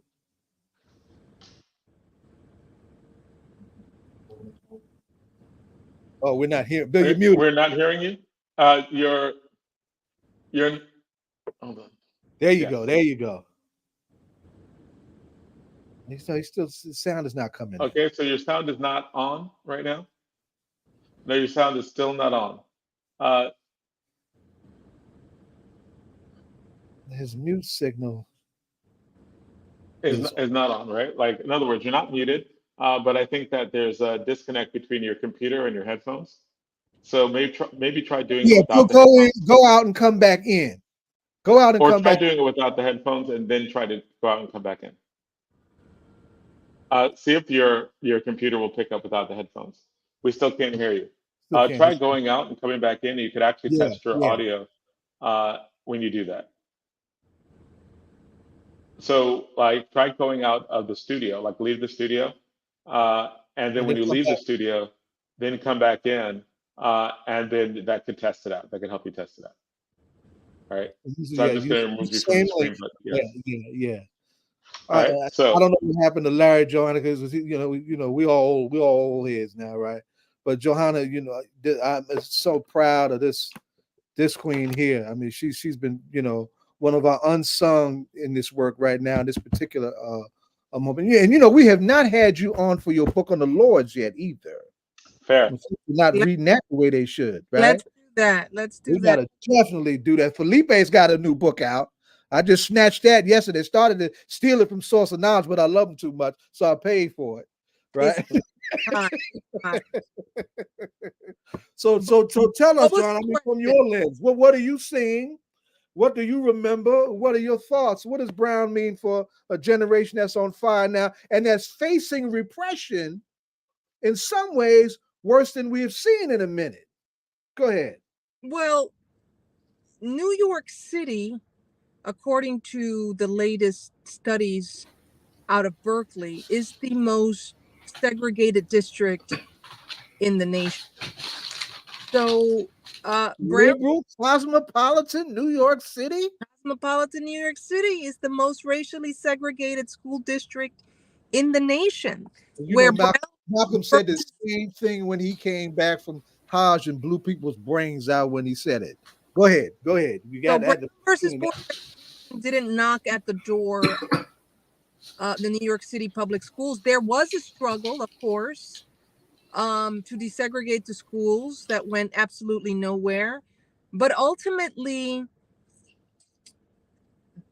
the problem with Brown is that, you know, desegregation alone will not liberate our people. The reorganization of wealth to resources is what we need. And we have a worse situation now, probably, than we did in the 60s, when things were beginning to be loosened up and redistributed. Why is it worse now? Like, what is the reason why, from you, the way you see it in New York City, why is it worse now? Well, there's more class stratification among Black and Latinx people and people of color than in the 1960s and 50s.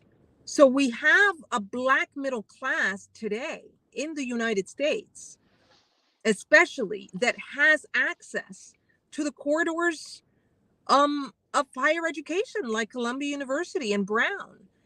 And poor and working class Black Americans and Brown Americans are locked out of those spaces entirely. Now there are some changes in New York City. So there are smaller classrooms in New York in the aftermath of the small schools movement. But objectively speaking, children are being educated to take a test. There is no teaching to liberation. I mean, I imagine that in the South, I know that in the South, in segregated schools, Black teachers were aware of a mission of educating Black children to survive and flourish in the world, but also to decolonize their minds, and to grow up to be of service to their people. That legacy of education, I would venture to say, doesn't exist today. And the only place where it maybe exists is in college classrooms, taught by people like Bill. But Bill is retired now. And the generation that came after, folks who understand the significance of ethnic studies, of Black studies, and folks who have a structural analysis and critique of capitalism, of colonialism, and understand the liberatory power of education. And that only exists, really, I think, on college classrooms. And they're few, not all, a small number of college classrooms around the country. Bill, how's your sound now? I think your sound is good. I think your sound is on. You can just let him in mute. Yeah, Yep. how's that? Can you hear me? Perfect. It's great. Okay, good. All right.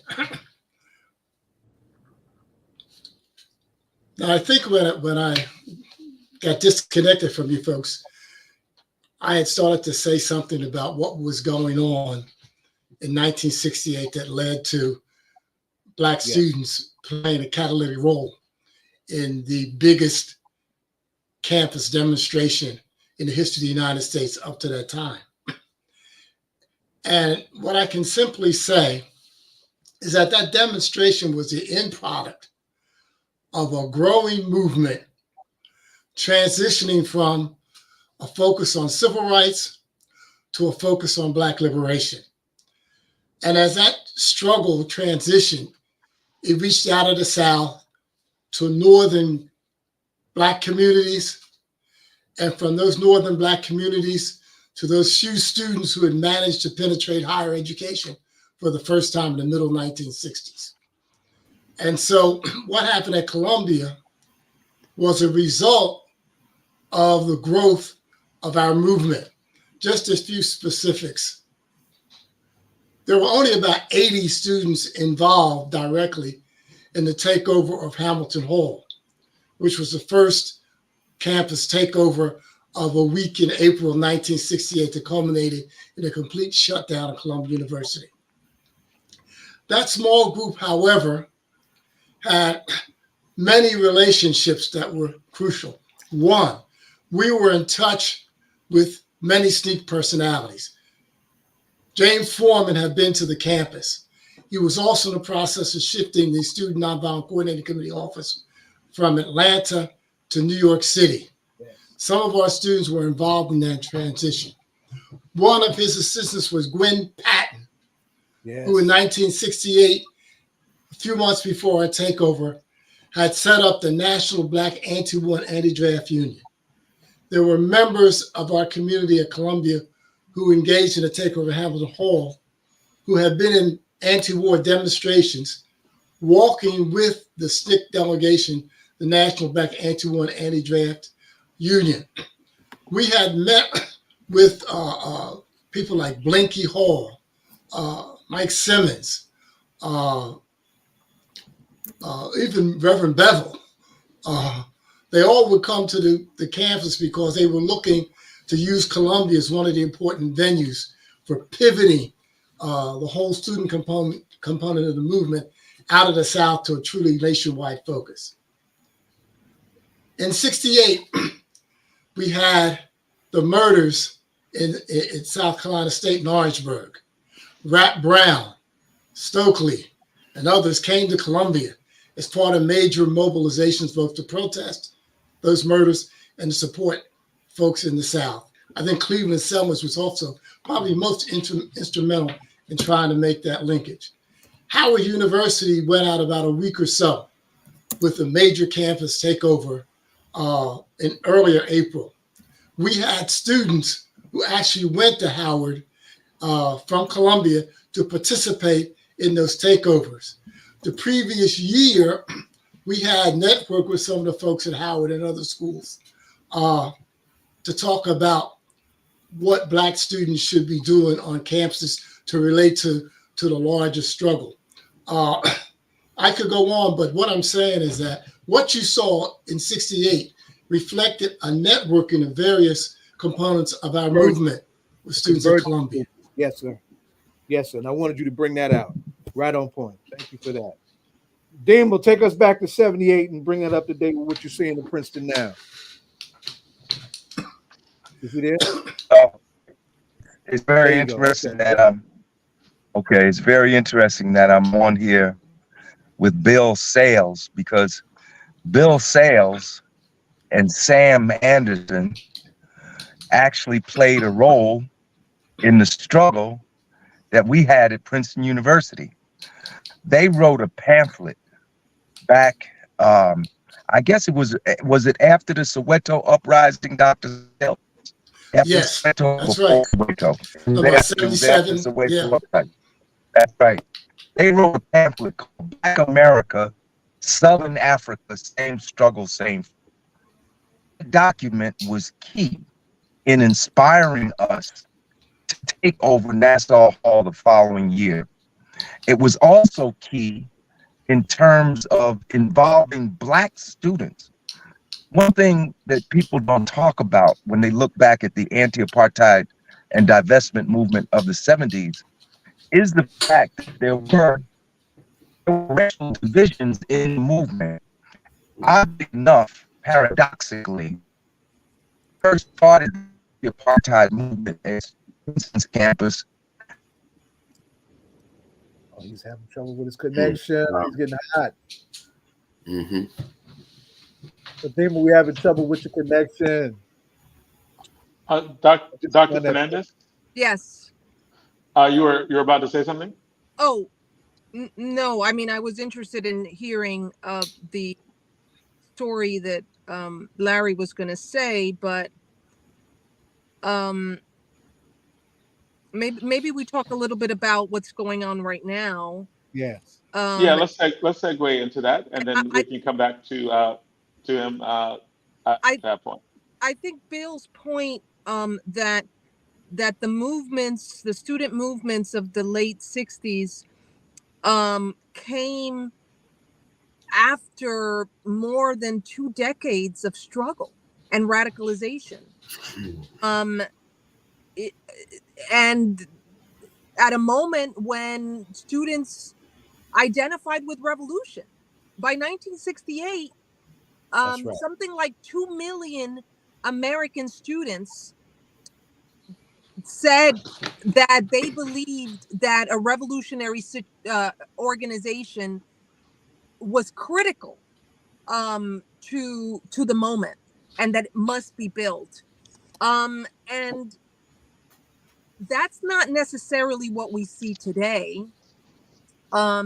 These uprisings on college campuses spread like wildfire in the absence of a sustained movement with clear goals and a broadened analysis of what's going on in the world. However, the young people who've encamped across the country are part of Generation Z.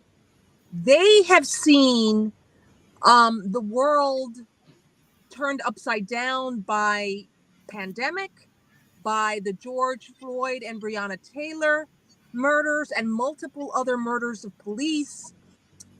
They've been demonstrating in the streets since October 7th in defense of Palestine, and their demonstrations have been essentially ignored by the media.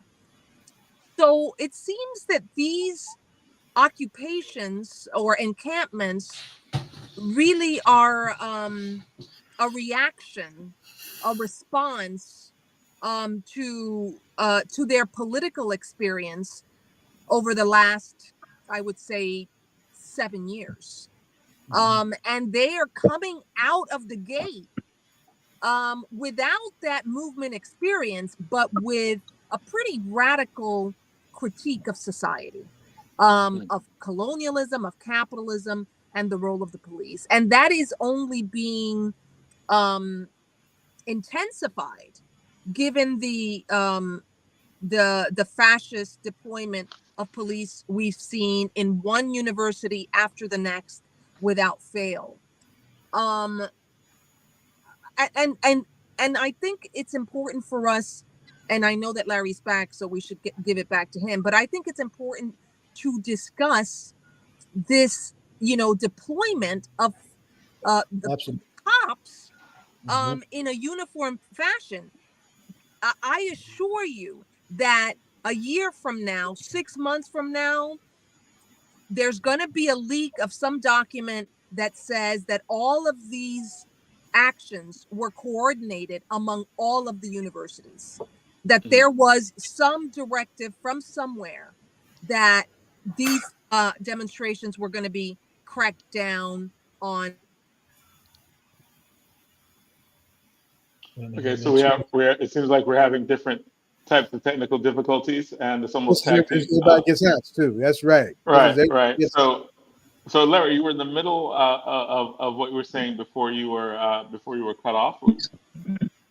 I just want to, without going back and saying all over again what I said before, point out how important that document was that Dr. Sales and Sam Anderson developed in the 70s, Black America, Southern Africa, Same Struggle, Same Fight, because it helped to provide a theoretical framework for us to draw Black students into the anti-apartheid struggle, because that document pointed out, it gave us an anti-capitalist and anti-imperialist framework and pointed out how the same reactionary forces that were oppressing and exploiting the people of South Africa were in fact the same reactionary forces that were oppressing and exploiting Black people here in this country.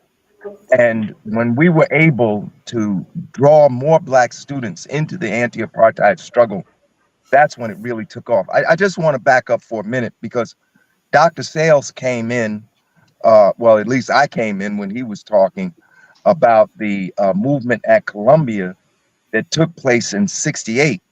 And I want to say that the anti-apartheid struggle, student struggle of the 70s, was preceded by an anti-apartheid struggle in the late 70s. On Princeton's campus in 1969, Black students took over New South. New South was an office building, an administrative office building of Princeton University at the opposite end of the campus, opposite of Nassau Hall. Black students took that over to get students to divest from Gulf oil. Brother Sales, you remember the worldwide struggle for divestment from Gulf, because Gulf was exploiting the oil resources in Angola and other Portuguese colonies. And the Portuguese army was was engaged in particularly heinous acts against the African people in Angola, in Mozambique, in Guinea-Bissau. In Angola, they were cutting off people's heads, they were cutting off people's hands and limbs. And so students responded, and Black students in 69 took over New South. And then there were other protests. And then in the 70s, we started the anti-apartheid struggle at Princeton. And from the beginning, we brought in representatives. In fact, the first person we brought on campus was not from the ANC, it was from the PAC, the Pan-Africanist Congress. And then later on, we brought in representatives from the African National Congress. We also brought Brother Prexy Nesbitt, who Brother Sales probably remembers, from the American Committee on Africa. We brought in representatives of the liberation movements themselves. We brought in people, we brought Tapson Maweri from ZANU, the Zimbabwe African National Union of President, who later became President Mugabe of Zimbabwe. So there was always this anti-imperialist, anti-colonialist dimension to our struggle. But in our senior year, 1978, we started consecutive days of protest. In fact, we chose February 1st, 1978, because it was February 1st, 1960, Black students took over the Woolworth's lunch counter in Greensboro, North Carolina. So we started daily protests on February 1st, 1978 for 66 consecutive days. These protests started out small, but by April, they were daily demonstrations of 400, 500, and 600 students. Feeling that momentum, 210 of us planned and took over Nassau Hall for 2 days. We sat in there at Nassau Hall, and as a result, Princeton pledged to divest from several corporations that were doing business with South Africa. But the movement didn't stop. A new group of leaders took over, young student leaders took over. In the following year, there was a takeover of Firestone Library. And that same year, we had what we call People's University. And we brought in Leslie Harriman, who was the chairman of the Special Committee of the United Nations Special Committee Against Apartheid. We brought him in to address the student body, almost the entire student body of Princeton University. And on that same stage, we brought Bobby Seale, the chairman of the Black Panther Party, one of the chair people of the Black Panther Party. You know, so that was in 1978, and that sit-in came down through the decades to the students in recent years. And you know, the student protests never stopped. This is what outraged me when I heard about students being arrested by off-campus police. 2 graduate students the end of April, and then 13 students were arrested when they took over Clio Hall. In 50 years, and Princeton has had 50 years of continuous student protests. There hasn't been a year when there hasn't been protests on students' campus. They just very adroit at keeping it out of the news. There have never been arrests from off-campus forces, but this year they brought in the police to arrest graduate students when they first tried to pitch tents for the encampment, and then they dragged the students out of Clio Hall and arrested them. And the students called me down to speak when the end of April, when they set up their encampment.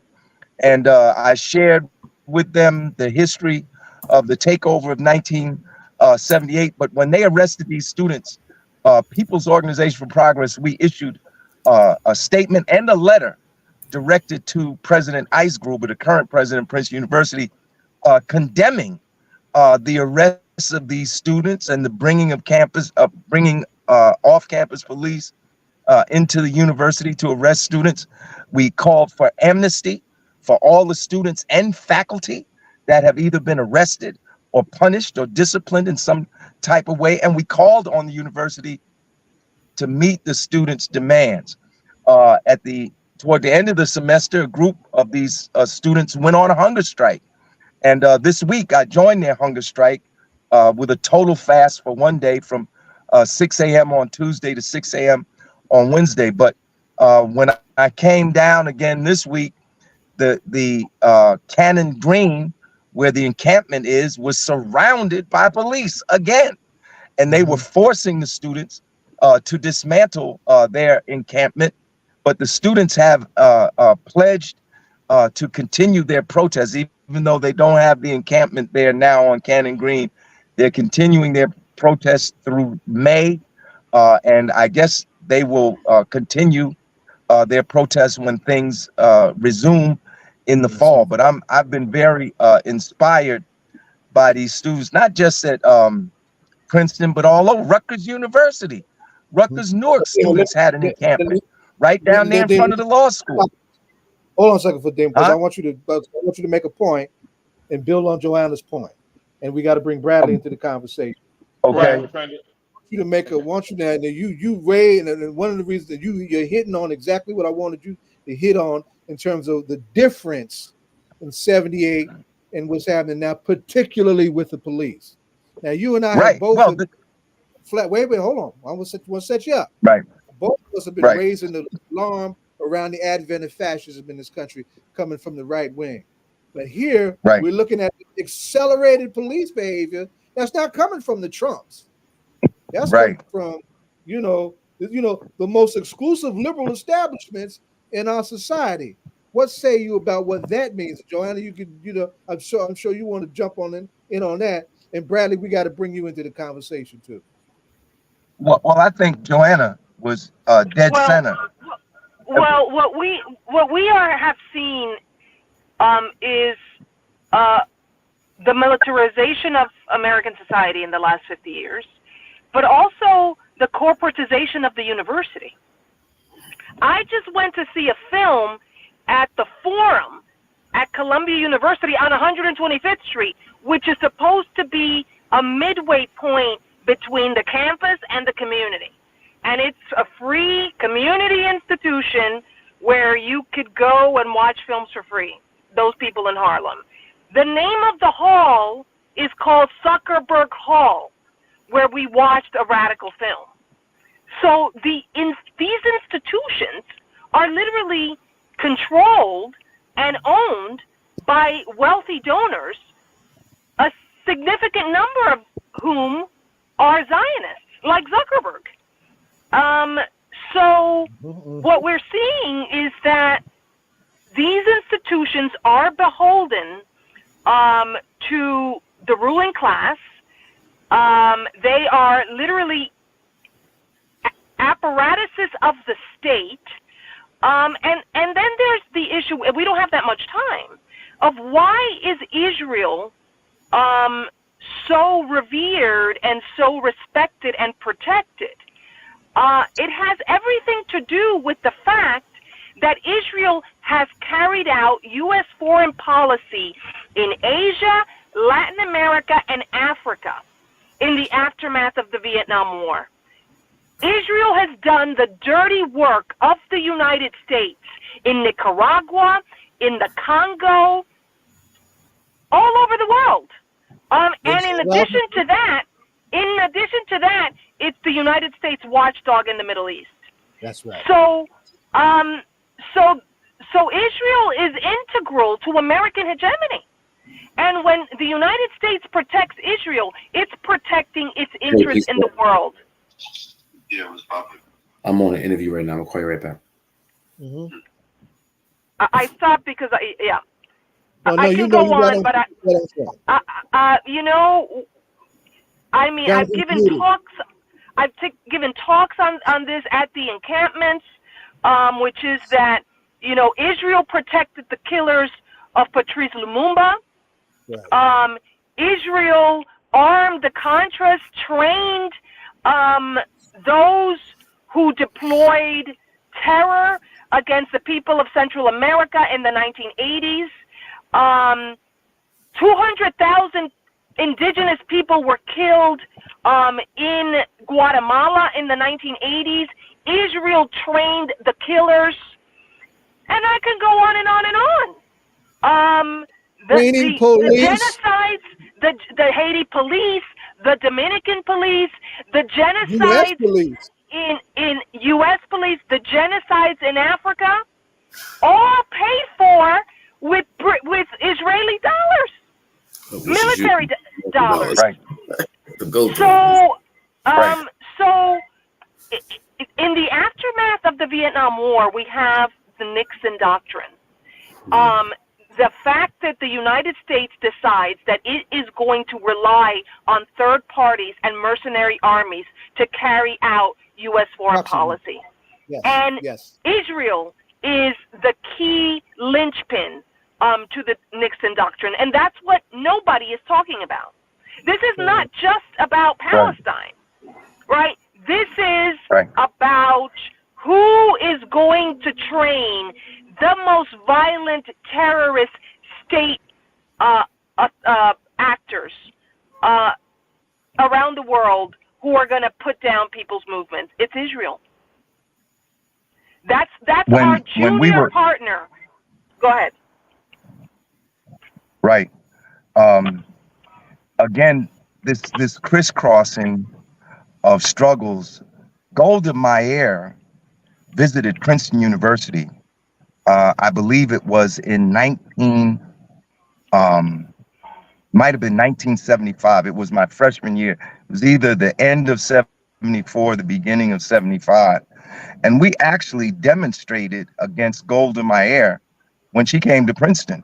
But it was strictly at that point in our development, it was strictly, you know, on the issue of the oppression of the Palestinian people.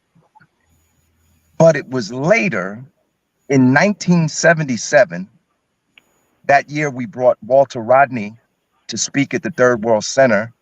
And that same spring semester, we brought Stokely Carmichael, then Kwame Ture, to speak to us at the Third World Center. And he was the first person, I remember, to me at least, that I can remember, the first person that made a connection in 1977 between the struggle for divestment, the struggle for the liberation of Southern Africa and South Africa in particular, and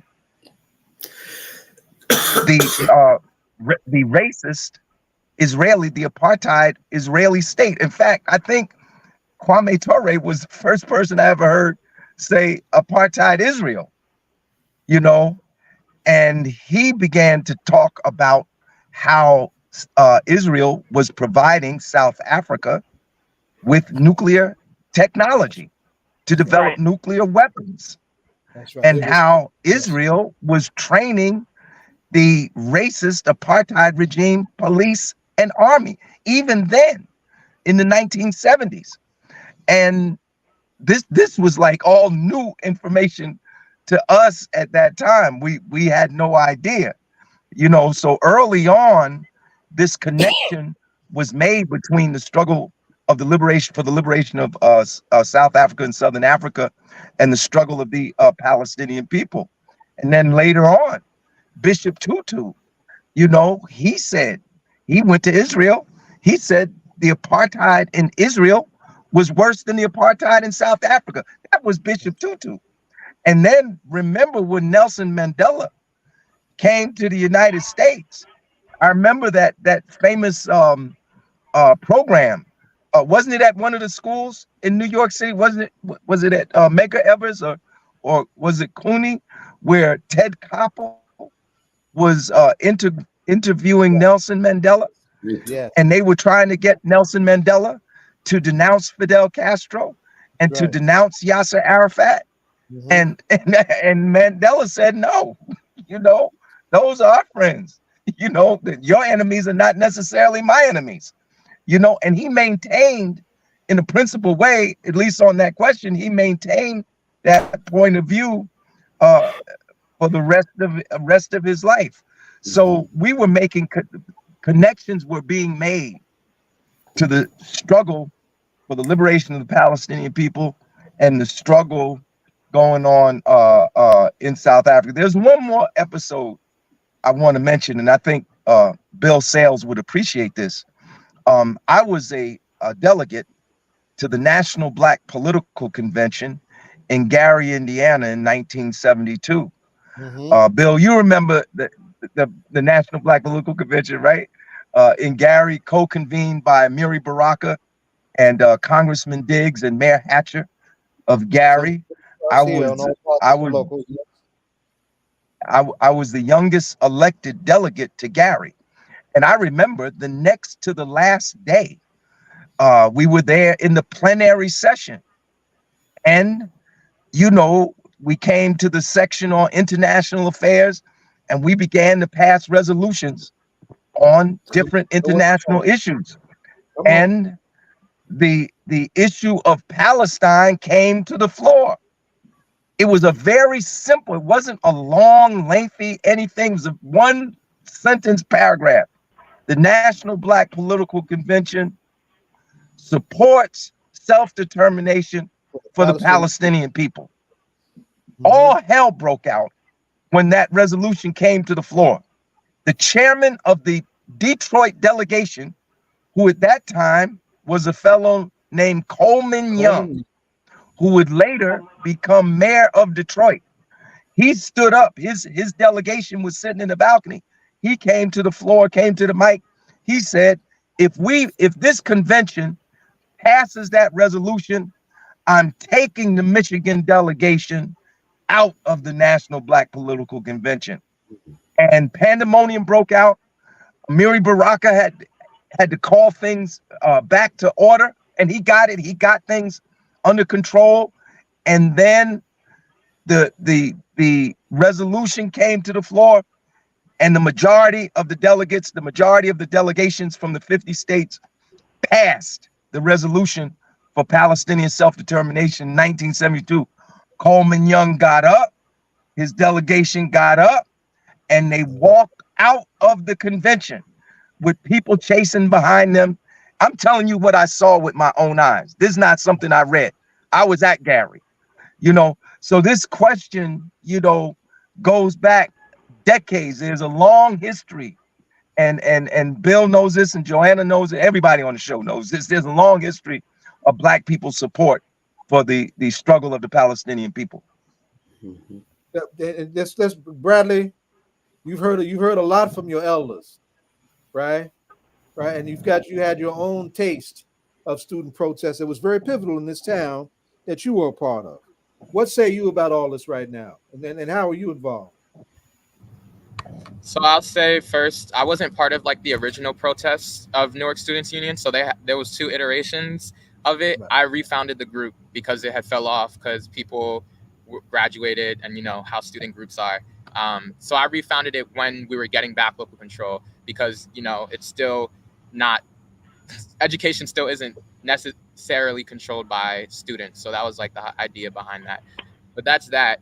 Since October 7th started, so I just graduated from college in December, and I went to school on the West Coast in LA County.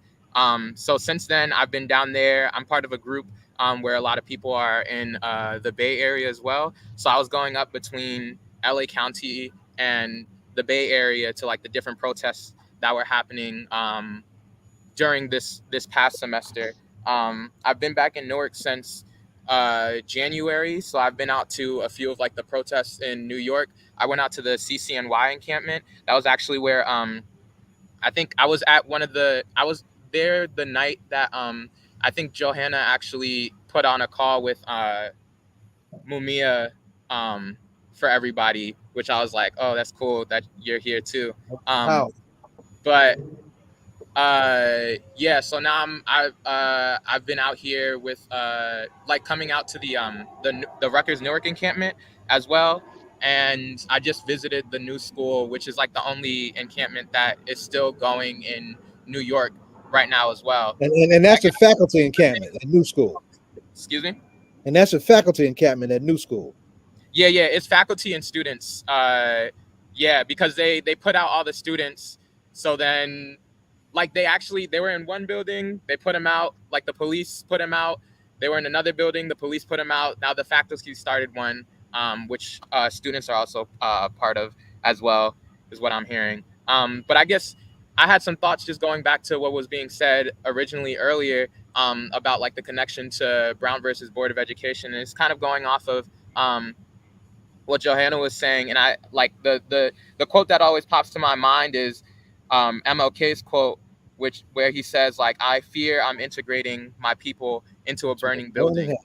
Mm-hmm. Right. So like, I think what we're seeing right now is like, there's a lot of lessons to be learned. And honestly, I learned a lot just now thinking about like the Nixon doctrine and everything like that. But I think another thing that I think a lot about, because my dad's from Liberia, West Africa, and I used to live there for a year as well. And looking at the parallels between Liberia and the founding of Liberia and Israel, you see that there's like a lot of similarities. I think the main thing is that even though you are a historically oppressed group has the capability to oppress another group of people. Because if you look at, we know about Israel, right? Jewish people have been oppressed within Europe for a very long time. Then the Nazis came along, targeted them in particular as a scapegoat for all of the other issues that were going on right now, that at the time, due to the capitalist system and, the big bosses making decisions that end up hurting everybody else. Liberia was founded by freed African-American slaves who came from here and colonized Liberia. And went to Liberia with a colonial mentality. Yeah, so it was a colony, right? So they did a lot of the same things that was done to them. They enslaved the natives to do public works. They had even a little slave trade going on with Equatorial Guinea and everything. It wasn't until the 80s that they got rid of a holiday for this lady who they had a holiday for this lady who fired a cannon on the natives up until like the 80s. And native Liberians couldn't vote up until like very recently as well. So we see, as long as the system stays in place, it doesn't matter who's in power within that system, you're going to see a lot of the same things reproduced, right? It gets a little bit complicated because you're looking at the history as well, and it can get confusing. But as long as we live in a society in which the power is within the hands of the minority, then we'll never have, the democracy that we crave, or the democracy that we want, or the well-being that we want. So I think that's just the main thing that I wanted to go off of. And I think I would complicate what Johanna was saying earlier, because a lot of the stuff I learned was not in school. It was from other people that were organizing, right? And I think it's also our responsibility to do that, right? Like I'm doing like a teaching here at the encampment tomorrow about it's called From Newark to Palestine, the system that binds us all. And it'll be like a little capitalism 101, just like the little bit that I know. But, we can always serve as a bridge, no matter how much we know, to other people that you might not know as much and everything. So I think at the end of the day, yeah, it's just to summarize, when we look at everything that's going on, we have to understand and recognize that all power at the scales that we see it, right? We right now live in a world which is more connected than ever before. We're producing more than ever before. We're seeing buildings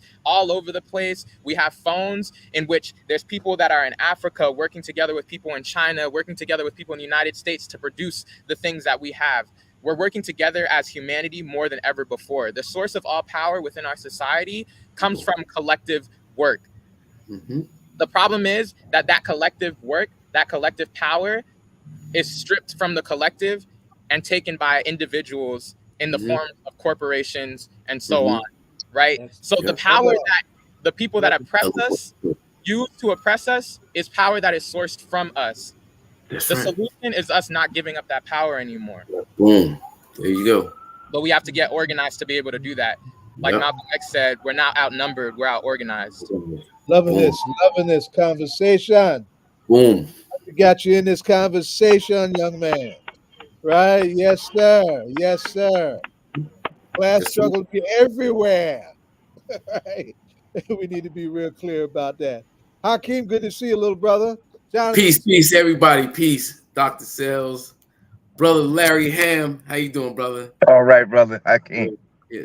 Dr. Fernandez. I don't know if you remember me, but I used to be on a show called Illegal Broadcasters produced by Cynical Smith. And I'm half the group Channel Live who put out the record song Free Mumia with KRS-One. Oh my God, yes. Yeah. Beautiful. Peace. What up, John? Beautiful. Now we're running up against the clock.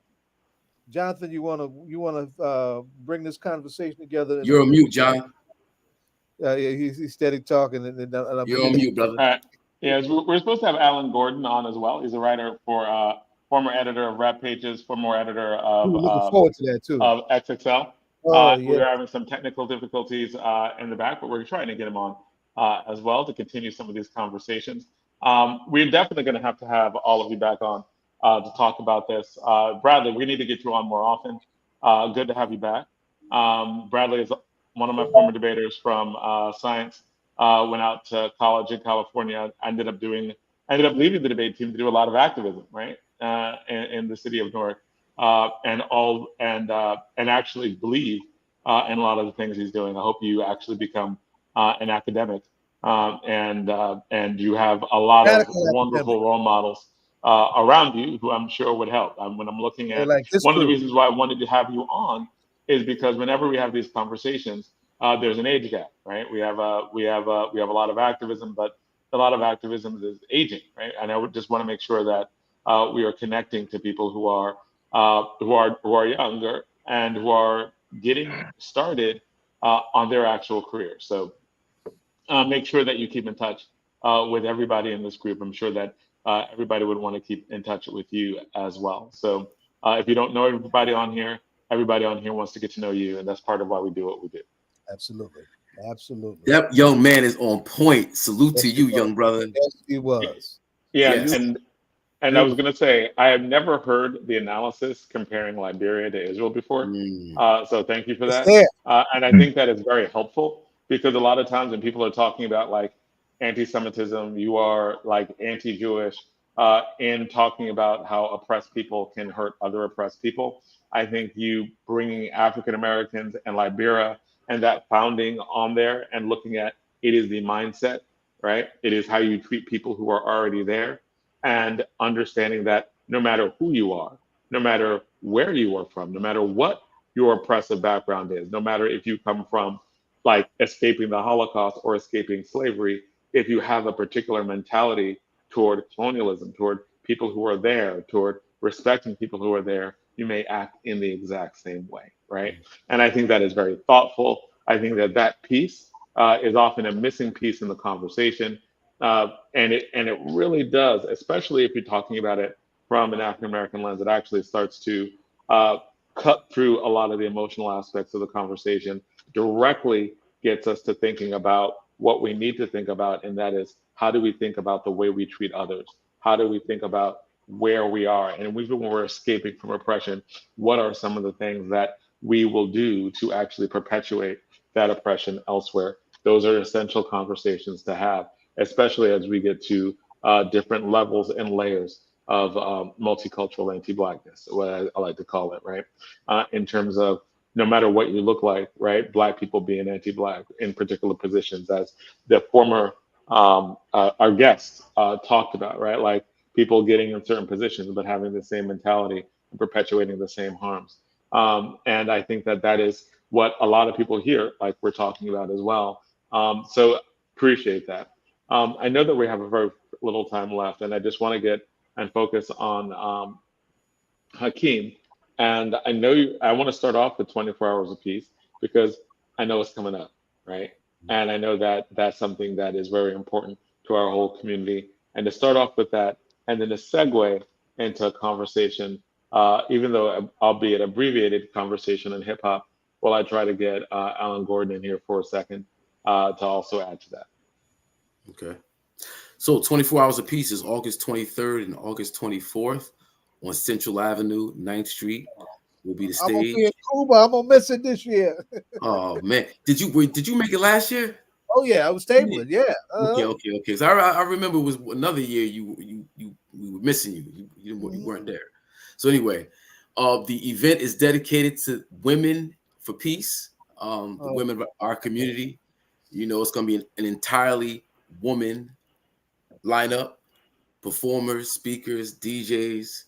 The entire 24 hours, for those who don't know, 24 Hours of Peace is a 24-hour peace festival launched in 2010, thanks to the Honorable Mayor Baraka. Of course, Meer Baraka Jr., understood the power of hip-hop culture in transforming lives, forms of expression, building a stage in the community, and then doing a lot of this engagement and this real work that we need to do, addressing our people. So that's what 24 Hours of Peace is in a nutshell, and this year is going to be bigger and better than ever, and we're locking down some very big names for everybody. I'm not going to expose anything as of yet, but it's going to be a huge lineup, trust me.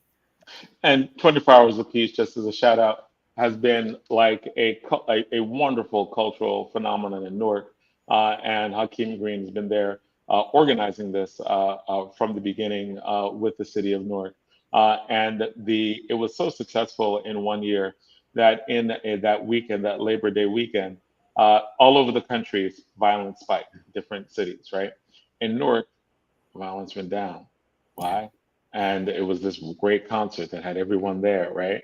I think Queen Latifah was there that year. And so the stuff that we do in Newark is always, I think, a national model. So Hakeem Green is, we call him Newark's ambassador to hip hop, works with everyone in the hip hop community, collaborates with KRS-One, as you heard earlier, and has been integral in connecting Newark and other artists from around the country and around the world. We're also honored to have Alan Gordon here with us. Alan Gordon, we've known each other for close to now over 30 years, right? Alan Gordon was a Grambling graduate, incredible hip hop writer during the 90s. Source, was editor-in-chief of XXL, was editor at Rap Pages, was very involved. Like he's part of Alan Gordon is part of the history of hip hop, right? Because when stuff was going on with Death Row, when stuff was going on, I remember just for this, there was this like thing with a gun and Wyclef and incredible writer Jesse Washington, like just little tidbits, right, of stuff in the past that become part of our narrative, hip hop history, things that go on. Alan Gordon was really in the mix of a lot of that helped form a lot of our impressions of what happened in terms of with Tupac, Biggie, all that stuff, right? Was there for the center of it, in the middle of media, and always trying to do the right thing. Loves Black people, and that's rooted in what he does. So last week we had Marcus Reeves on. This week we have Alan Gordon on, and so we love that. We're gonna have to have you back because I know we don't have much time with it for sure. We need right. definitely more time with you. We want to have you back next week, actually. So we had a little technical difficulties this week. Let's get you back next week. But give us a preview. Talk to us, man. Alan, you are your sound is not coming through. But all right, your sound still is not coming through. We cannot hear you. Can you? I don't want to take the chance of asking you to go out and come back in, but check your headphones. Go out, briefly come right back in, and sometimes if you go out and come back in, check your sound, then that helps, right? So we can actually hear you. Because I definitely want to hear you and just say hey and give us a preview for the conversation for next week. No, still can't hear you. But go out of the studio, like exit, leave the studio, then come back in the studio, and then we can at least hear you to preview what's going on next week. And it's great, right? Because as we segue into this conversation, the reason why I didn't end the other segment is because I always do like when many of our academic guests, Larry, our young future academic. I don't know if that's what you want to do, Bradley Gonmiah, but if you are thinking about becoming an academic, if there's anything I can do. You said what? You said I it have would be my in math degree and in physics? math and physics, so We maybe need Fair that. enough. We need that. Don't Fair worry enough. about it. It's Fair good. enough. That's Fair good. enough. Fair enough. Yes, we also need ethical scientists who aren't trying to destroy the planet. So that is excellent, right? Like so, right? Because you were always NASA rockets, that right? So you were a kid at Science High School who loved science, and I always appreciated that as well, right? The debate team kid who was like the science kid, which is always appreciated. So I know we're going to start wrapping up. So we could do with the waiting to come back in. Who's your favorite hip hop artist, individual or group? For our guests from the last segment, Dr. Bill Sells, Larry Hamm, and Dr. Johanna Fernandez. I want to hear what Johanna and Bradley gonna say. Right. What the team are gonna say. Right. So let's briefly do this, and then Alan, we'll end it off with you. All right. Can you hear me now? We can hear you perfectly now. Okay. Right. Thank you. Perfectly now. Right. So whoever wants to go first, Bradley, Lawrence, Chairman Lawrence Hamm, Dr. Bill Sells. Who wants to go first? Favorite hip hop artist, individual or group? And after you go, we'll end off and have a final word with Alan Gordon. You're muted, Bill. Are we? I'll throw okay. I'll throw.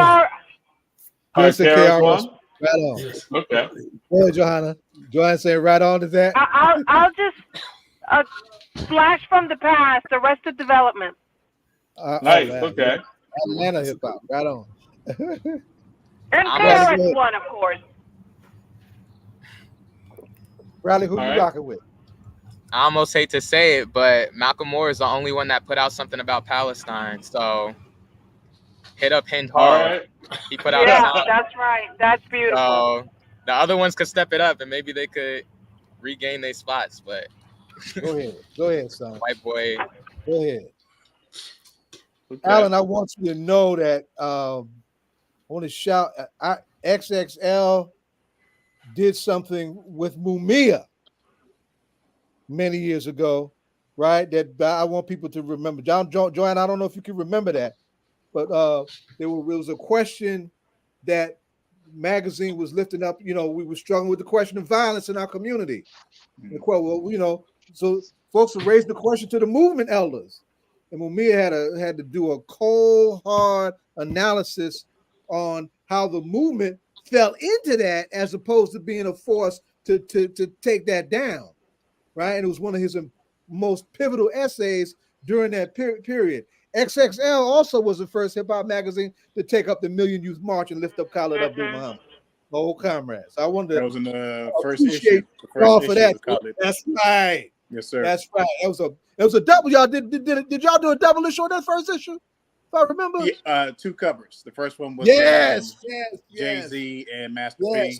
Then the second issue was Redman and Too Short, and then we were gone. Right. Then we left the magazine. Yes, right on. So I wanted it was to a different editorship that came in after that. Conversation. Oh wait, so thank you. So you have Alan, man, you really could write a series of books on your experiences in hip hop from that era. You already have a book and a movie just from those first two issues, right? The way you described what happened, you did it real quick, but it seemed like there was a lot that was going on right there. Talk to us. Tell us what you're going to talk about, and let's just have a preview of next week because we want to try to get you back on next week. So talk to us, man. Well, I don't know. Basically, I think myself and my peers, and they may not agree, actually failed the genre failed the craft because everybody was looking for the next job, not trying to create the next job. And mind, there are exceptions to the rule, of course, but our failure chasing .com dollars or thinking we were ready to write books when we weren't, led to what we have today in terms of what we call journalism, which is pretty trashy. And 20 years later, 30 years later, it's hard for me to pat ourselves on the back for what we did when things are the way they are now. So I'm not really an outlier. There's a bunch of us that feel like this, but and then it's just trying to figure out, trying to stay ahead of the curve of what's next for media and how our culture, not just hip hop, but sports, entertainment, politics. They need motherships. What I'm saying? They need curators that are well versed, well connected, and can disseminate information without all the commercial influence or doing each other favors and stuff like that. That's pretty much what took down The Source, and then other magazines just kind of, because they weren't black owned. Not to say that if they were black owned they would have been any better, but because they weren't black owned, you don't control how the narrative goes, or after a while who gets hired, and so you get these ridiculous lists like you have at Rolling Stone or Complex, who have no say so in the culture, not just because they're white or they're non-black, but also just the fact that you just weren't there. Listening to a record doesn't make you hip hop. You know what I mean? Like, wherever you were from, what were you involved in when it was going on in your city, no matter what era, even if you grew up with all records, where were you in your city doing what? Artistically, education-wise, social, because, it was added so many different flavors, as it's grown itself. And somebody who just sat in their room listening to records or had their headphones on, we can't have a conversation outside of, did you enjoy the record? And then that's where it stops. I see Hakeem Green shaking his head right now, like, Oh, hell yeah.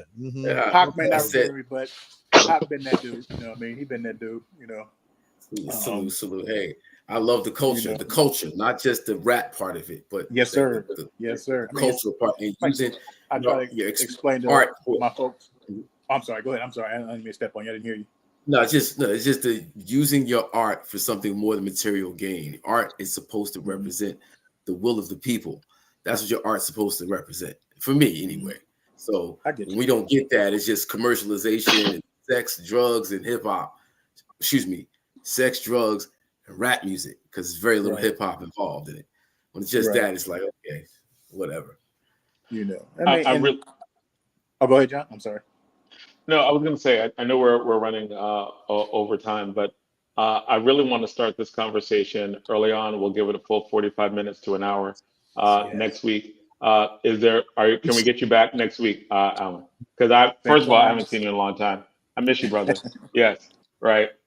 It would be 8 o'clock. Come back at 8 o'clock on Eastern Standard Time. Hakeem, can you come back for that too? So, because getting the two of you in conversation, to have this conversation, because like you started to break stuff down about media, what we should be doing, what we should be talking about, and these conversations are long overdue, man.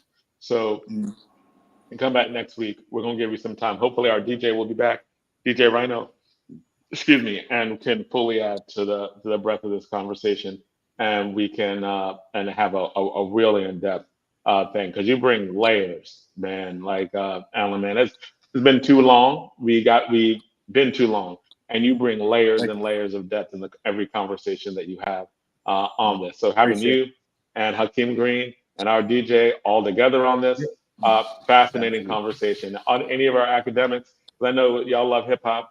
Dr. Fernandez, I know you love hip hop, and you are a part of hip hop, right? Like in what you do, the artist support. Like, you are heavily involved in the culture, so you're welcome back for these conversations. One of our warriors in that front. Right. I appreciate it. All right, so we are Alan, I'm going to give you the last word. I'm going to thank our guests first. Thank all the guests that we had on this week. Big thank you to Mayor, future Governor Baraka, for coming on at 8. And just, we started this conversation about the 70th anniversary of Brown versus Board of Education and everything that meant. So thank you for coming on. Thank you also to Ester, Lewars, and Rafeeza Shahabudeen for coming in for the Newark Caribbean Commission. Big thanks to educators James Harris and Professor Dr. Tony Vandermeer of UMass for talking about really pushing us on this conversation about 70 years. And also thank you to Larry Hamm, who is our future senator, and also to Dr. Johanna Fernandez, Dr. Bill Sales, and Bradley Gonmiah for really helping us with the conversation of tying that with current protests and what's going on. Big thanks to Alan Gordon, and really to see you next week. So Alan, take us out. Tell us what you want to talk about before we sign off. Just 2 words: course correction. Course correction. Whether it's how we go about business, how we deal with each other.